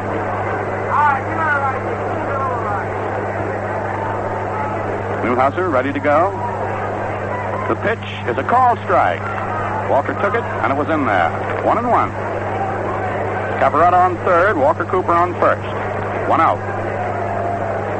Newsom warming up for the American Leaguers as Joe McCarthy tries to locate the right pitcher to set down these National Leaguers so the American League can get themselves going and move back into this ball game. Newhouser ready to go again. The pitch to Walker is swung on, and it's looped right back. Oh, beautiful, beautiful catch by Vern Stevens. Going very, very deep and to his right. I started to say it was hit right back over the shortstop, but not with Mr. Stevens there. A nice catch. Tearing back to his rear and to his right. Stuck his glove up and gathered it in. Dixie Walker is out.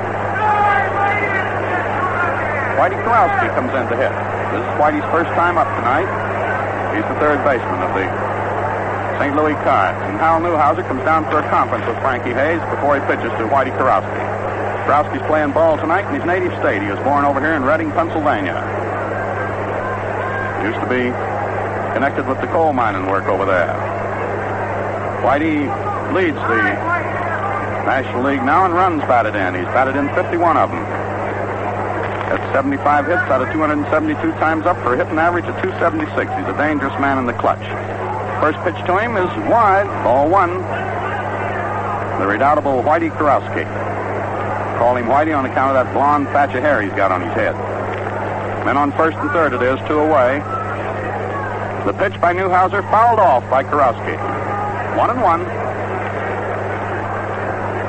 Walker Cooper on first and Cavaretta on third. Last half of the 7th. National League ahead, 4-1. Newhouser ready to go. Newhouser taking plenty of time, takes his stretch, delivers, Krause swings on it, and it's a clean hit down the left field line. In to score is Phil Cavaretta. Heading for third is big Walker Cooper, and now Cooper is heading toward the plate, and Hayes mucks the throw in, and Cooper scores all the way from first. As Kurowski turns his way down to second with a double. No error on the play. No error on the play. Kurowski banged that one hard right down the left field line. The left fielder out there, Bobby Johnson, had to give it a big chase. By the time he could get the ball into Frankie Hayes, they figured there was no chance for Hayes to get Cooper. So 2 more runs crossed on Whitey Kurowski's double, and the score is 6-1. Up next is Connie Ryan. Ryan's had 2 hits out of 3 times up tonight, a right-handed hitter. Newhouser looks him over, delivers to him, he swings on it, pops it up high, just back over the infield. Going back under it is Bobby Dorr. He waits, takes it for the out. And that's all for the National League in the last half of the 7th inning. But in that last half of the 2nd inning, they picked themselves up 2 more runs on 3 hits, 1 man left on, and no errors by the American Leaguers. At the end of the 7th inning, the score is National League 6, American League 1. Now, I can't tell you who originated the 7th inning stretch, but here's something I can say for sure. You can stretch and stretch a tube of Gillette lather shaving cream for inning after inning of real shaving luxury. Yes, sir, Just a little squeeze, a pea-sized dab, makes billows of rich, moisture-laden lather. In fact, this cream produces up to 4 times as much lather as most other brands. That's equivalent to 4 tubes in one, and money. It amounts to the difference between 2 bits and a whole buck. Now, if you want to save dough and get slicker-looking, better-feeling shaves to boot, ask your dealer for Gillette Lather Shaving Cream, 25 cents. And now we're going to pause 15 seconds for station identification. This is CBS, the Columbia Broadcasting System. The WBBM Air Theater, Wrigley Building, Chicago 11. Thurman Tucker, the center fielder who has been hitless tonight, comes up to bat first for the American Leaguers in the top of the 8th. Rip Sewell delivers one in to him, and it's just outside for ball 1. Tucker is born down Gordon, Texas. This is his 3rd year with Chicago. Wears spectacles, looks a bit like Joey Brown. Hasn't had a hit tonight. Tucker, wearing those white socks, is ready to go. Swings on the next one, hits it hard out into center field. Coming in is Stan Musial, making a nice catch on it. Tucker is out. Flying out to center field. Musial, a mighty good man out there in that garden, makes him look good. Makes him look easy. Big Walker Cooper walks back behind the plate now. As Stan Spence, who has had 2 hits out of 3 times up, steps in there, left-handed hitter. Sewell comes down overhand for the call strike. Stan Spence comes from South Portsmouth, Kentucky. He was 2 years with the Red Sox, and this is his 3rd year with Washington. Playing right field tonight. The pitch is swung on. It's a ground ball down to second. Ryan is up with it. The throw to first in time to Cavaretta, and that's all for Spence. He goes out second to first. 2 down in the top of the 8th. Big Georgie McQuinn, first baseman of the American Leaguers from the St. Louis Browns, comes in to hit. Got a single his first time up, hit into a force out his second time, and his 3rd time up got struck out.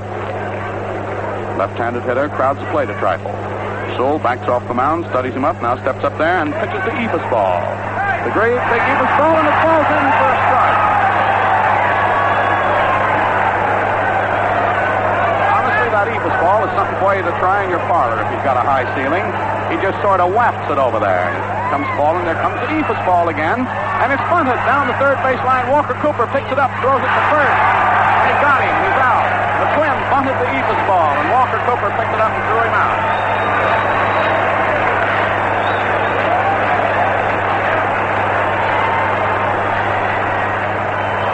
The local fans here have seen that Ephus ball a whole lot more than the rest of us have. It's a sort of a slow looper that he sort of loops up in the air, and then it comes down, and he hopes it comes down right over the plate. It goes up about 20 feet in the air. Sewell said last night that he had a new pitch, some relation to the Ephus ball, that he calls the strawberry pitch, wasn't it, Don? Well, this Ephus ball's enough for me. I'll take my strawberries in patches, not pitches. Last half of the 8th inning coming up now. National Leaguers ahead by a score of 6-1. Slats Marion due to hit first for the senior circuit in the last half of the 8th. Big Slats, a very graceful boy out there at shortstop. One of the great ones in the game. Wasn't any decision for Billy Southworth tonight as to who he should play at shortstop. All year long there's been a lot of discussions whether he'd take Slats Marion or Eddie Miller of the Reds. Both of them excellent shortstops. But Eddie Miller injured his shoulder the other day. And this is the town in which he was born and where he lives. He couldn't play tonight. So Slats Marion is going all the way at shortstop. He hasn't had a hit yet. Lined out once, struck out once, and sacrificed. Swings on the first one, pops it up foul, back into the stands here. Al Newhouser on the mound for the American League, behind the plate, the veteran swell catcher Frankie Hayes. Newhouser in a big wind-up, shoots it in there. It's swung on and blooped down the first baseline. Foul. 2 strikes on Marion. Dizzy Trout starts warming himself up out in the American League bullpen. 2 strikes on Marion. The pitch is swung on, and it's missed by the catcher. And Marion is on his way down to first, and Frankie Hayes has run all the way back to the wall here. So Hayes misses the 3rd strike, and Marion gets on. When you miss a 3rd strike, or a fast ball occurs, or a wild pitch here at the Forbes Field in Pittsburgh, well, that ball travels. As Don told you, it's 110 feet from the plate back to the backstop. And before something stops that ball for you, if you're the catcher, you got to sprint all the way back there. Hayes had to take himself a long run on that one. Joe Medwick is coming in. He's going to come in to pitch for Sewell. That's a strikeout and an error, that last one, that puts Marion on. Strikeout and an error on the catcher. And here's Joe Medwick standing in there. Joe batting at 226. This is Joey's 10th All Star game. He's batting at 333, I beg your pardon.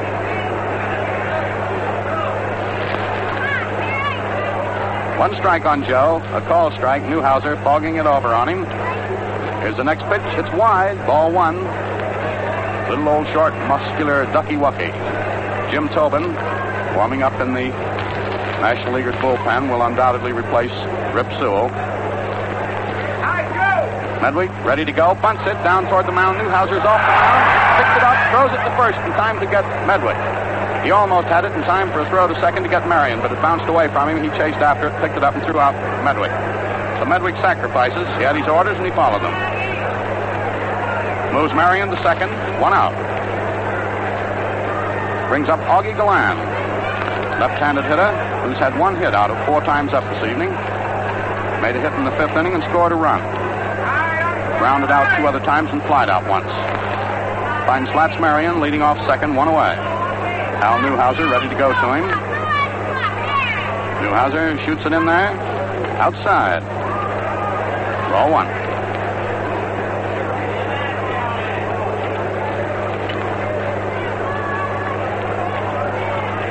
Newhouser looks at second.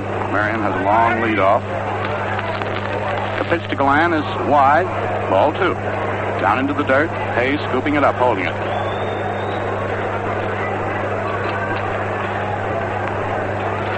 Outfield is playing Gallan straight away.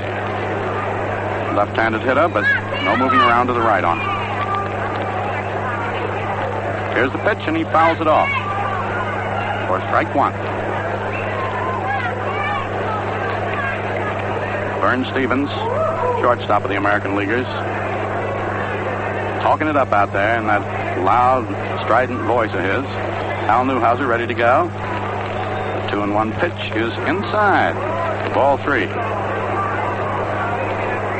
Gallan had to duck away from that one.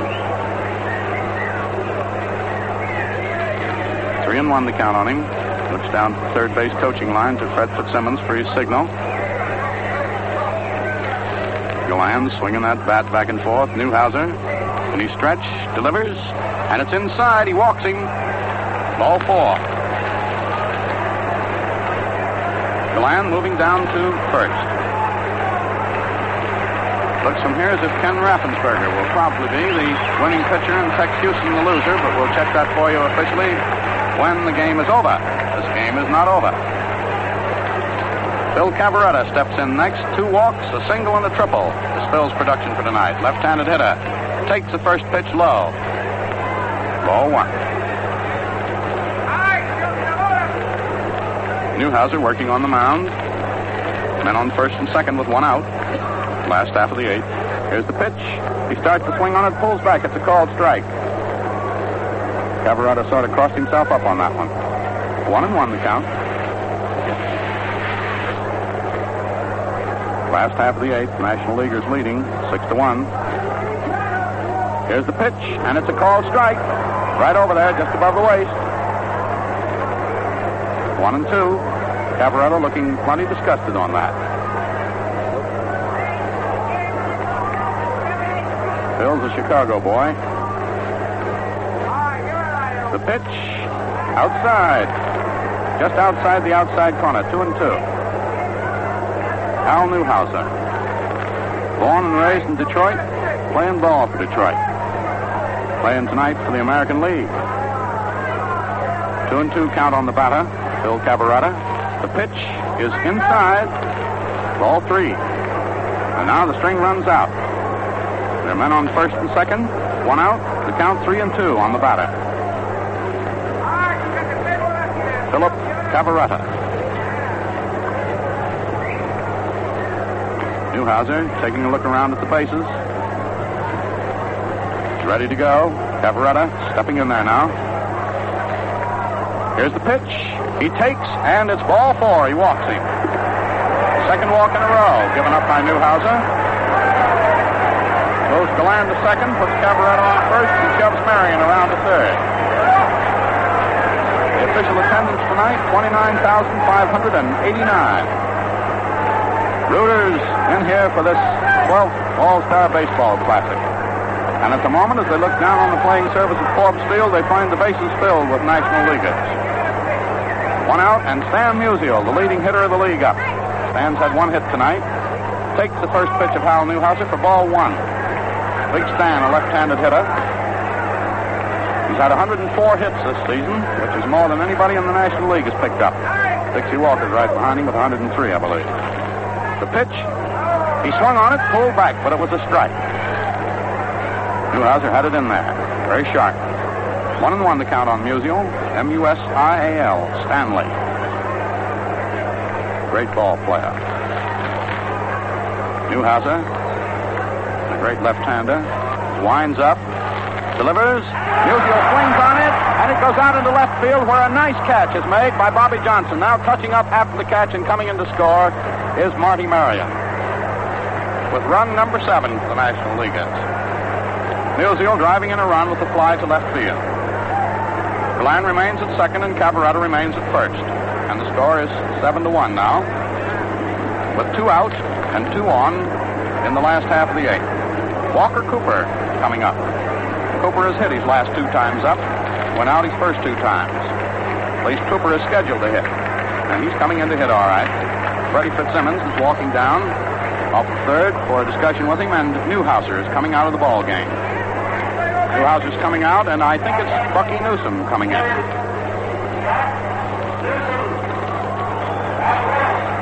It is Bucky Newsom of the Athletics coming in to pitch. Big old Bucky. A great character and a very eccentric character. Newsom was in the All-Star Game back in 1940. Pitched 3 innings in it. Gave up 1 hit in those 3 innings. Playing with Philadelphia for the season, he has won 7 and lost 7. Newsom has been all around. He's a sturdy, stocky, very husky right-hander. He's pitched in World Series, All-Star games. Pitched for Washington, Brooklyn, Detroit, the Brownies. Now he's pitching for the American League. Stepping in there as Hal Newhouser goes out with 2 men down and 2 on in the last half of the 8th. Big old Louis Bucky Newsom, born in Hartsville, South Carolina. It's his 16th season in the majors. The pitch to Walker Cooper is swung on. It's a high fly ball going back around second base. Going back under it is Bobby Dorr. Waiting, squeezes it for the out. So Cooper ends the inning by popping out to the second baseman. And in the last half of the 8th inning for the National League, there was 1 run on no hits, 2 men left on, and 1 error by the American Leaguers. So at the end of the 8th inning, the score is National League 7, American League 1. Now to put the jinx on mean, wiry whiskers and make them a setup for smooth, enjoyable shaving, Gillette Lather Cream is just the ticket. Gillette Lather, you see, is sponge-like. It holds a load of water and releases it freely. But here's the payoff. Gillette Lather removes water-resisting oil film from your beard so that the bristles absorb abundant moisture in a jiffy. Also, it stays wet on your face, keeping your whiskers properly conditioned all the time you're shaving. Water, you know, is what does the beard softening trick. And when you use Gillette Lather shaving cream, the water really goes to work. It's easy to check me, you know. Just get a tube of Gillette Lather shaving cream, only a quarter, and enjoy extra shaving luxury. It's the top half of the 9th inning now, and it's the last chance for the American League. Going to be a new catcher in here.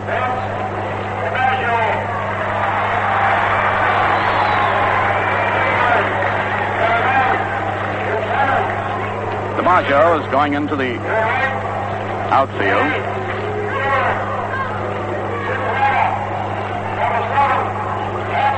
Ray Mueller comes in to catch. On the mound is Jim Tobin of Boston. Mueller is the durable catcher of the Cincinnati Reds, who has just set a new National League record for catching 137 consecutive games. Tobin is on the mound. In center field is Vince DiMaggio. Musial is moved over to right field, and Walker comes out. Here's Jim Tobin, butterfly Jim Tobin. He's pitched 2 no-hitters this year, pitching, and the first pitch is a called strike on the hitter, who is Vern Stevens. The next pitch by Jim Tobin is way outside. It's Mueller catching, Tobin on the mound, Vince DiMaggio in center field now, and Musial in right field.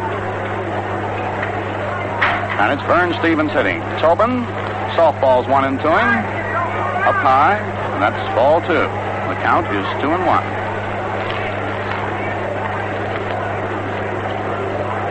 Vern Stevens trying to keep the American League in this ball game. The Nationals leading 7-1. He's had 1 hit tonight. Swings on this one. It's a high fly ball going out in right field. Musial gallops in under it. Waits.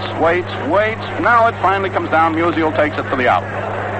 That's all for Stevens. 1 out in the top half of the 9th inning.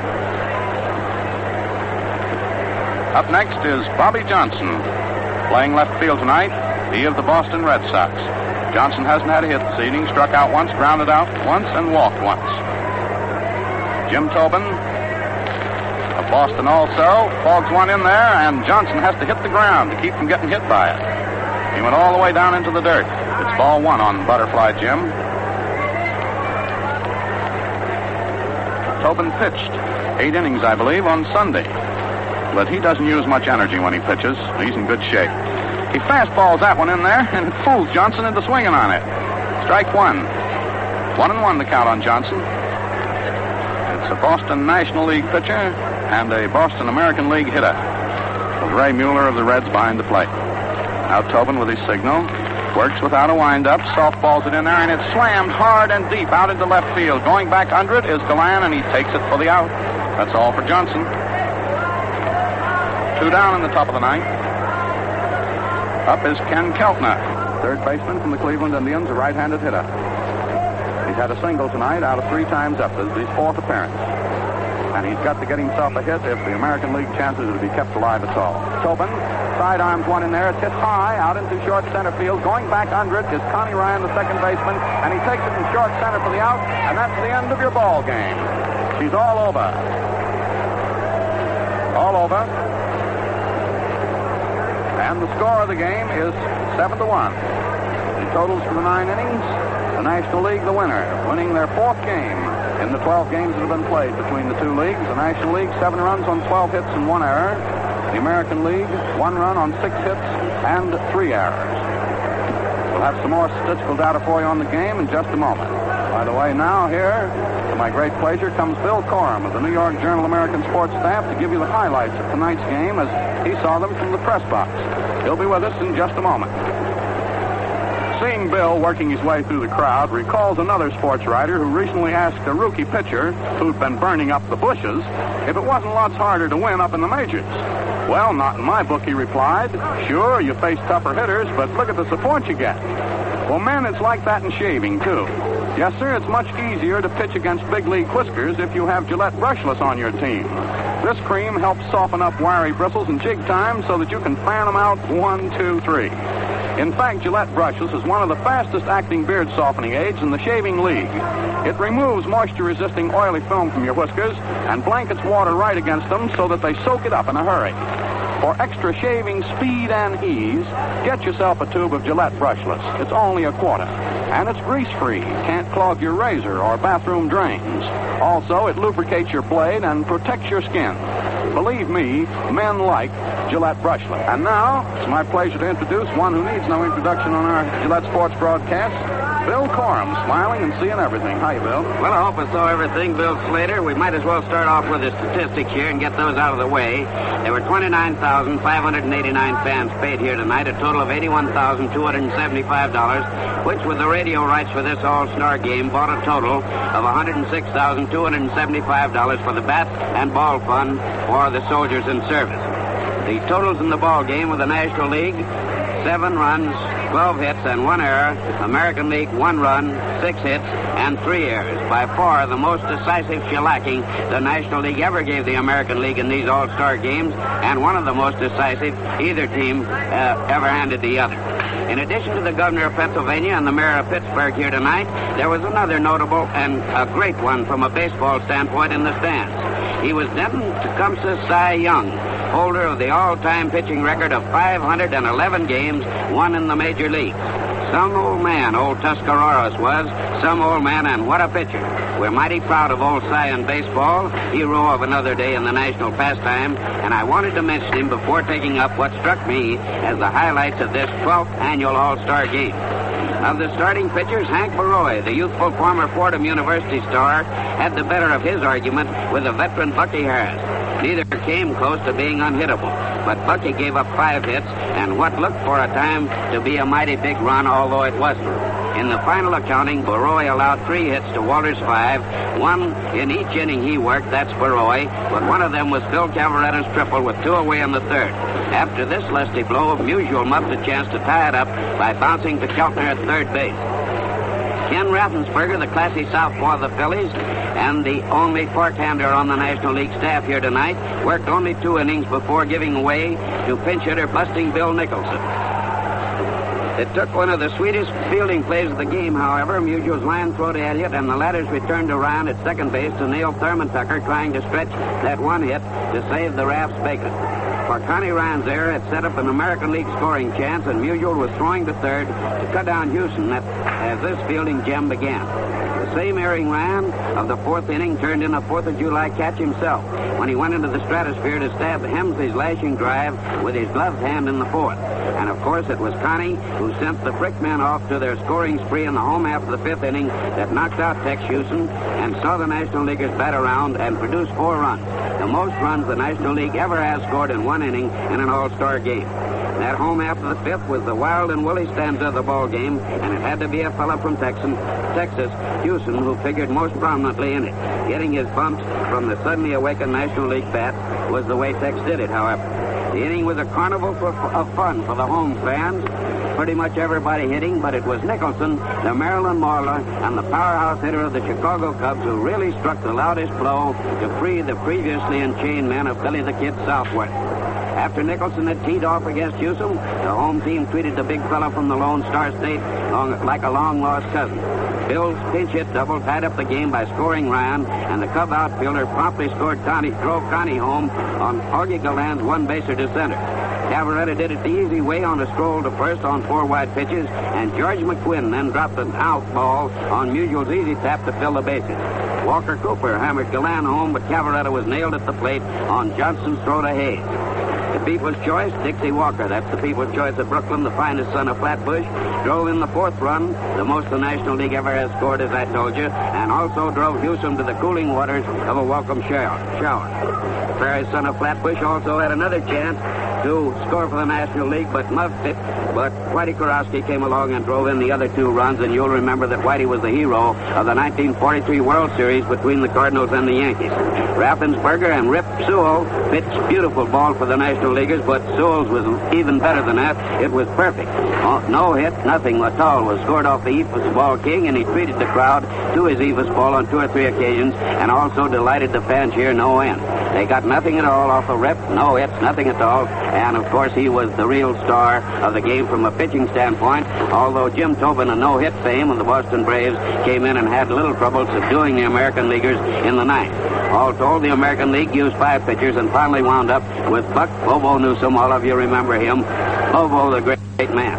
That would just about seem to cover this 12th annual All-Star Game like the Duke covers Dixie. To wrap it up in a nice, neat package so we can put it away in the lavender and old lace of memory's always growing book. It was an interesting, if not a truly great game of ball. Pittsburgh, the Mr. Big of production in a country whose production has amazed the world. In these war years, Mr. Big of production in a country whose production has amazed the world. In these war years, and helped make our part of the world a safe and pleasant place in which to live, due to the cooperation of ownership, management, and the finest and most skilled workmen and workwomen in the history of mankind, put the big steel kettle into the little one for this game and turned out in goodly numbers. Most of all, we hope our people in the services enjoyed the game, because since they're fighting for the things that are America and the ways that are American, they very definitely are fighting for baseball. And as Undersecretary of War Patterson, I believe it was, said, the right to yell, kill the umpire. Only, of course, Judge Landis won't let us yell that on the broadcast. All we folks at Gillette hope all you folks had a good time listening in. Don Dunphy, Bill Slater, and I had fun telling you all about it to the best of our ability. All of us have to have a little fun and laughter along with the taxis, you know. And now to switch to another sport for just a moment. 2 weeks from Friday night in Madison Square Garden, New York City.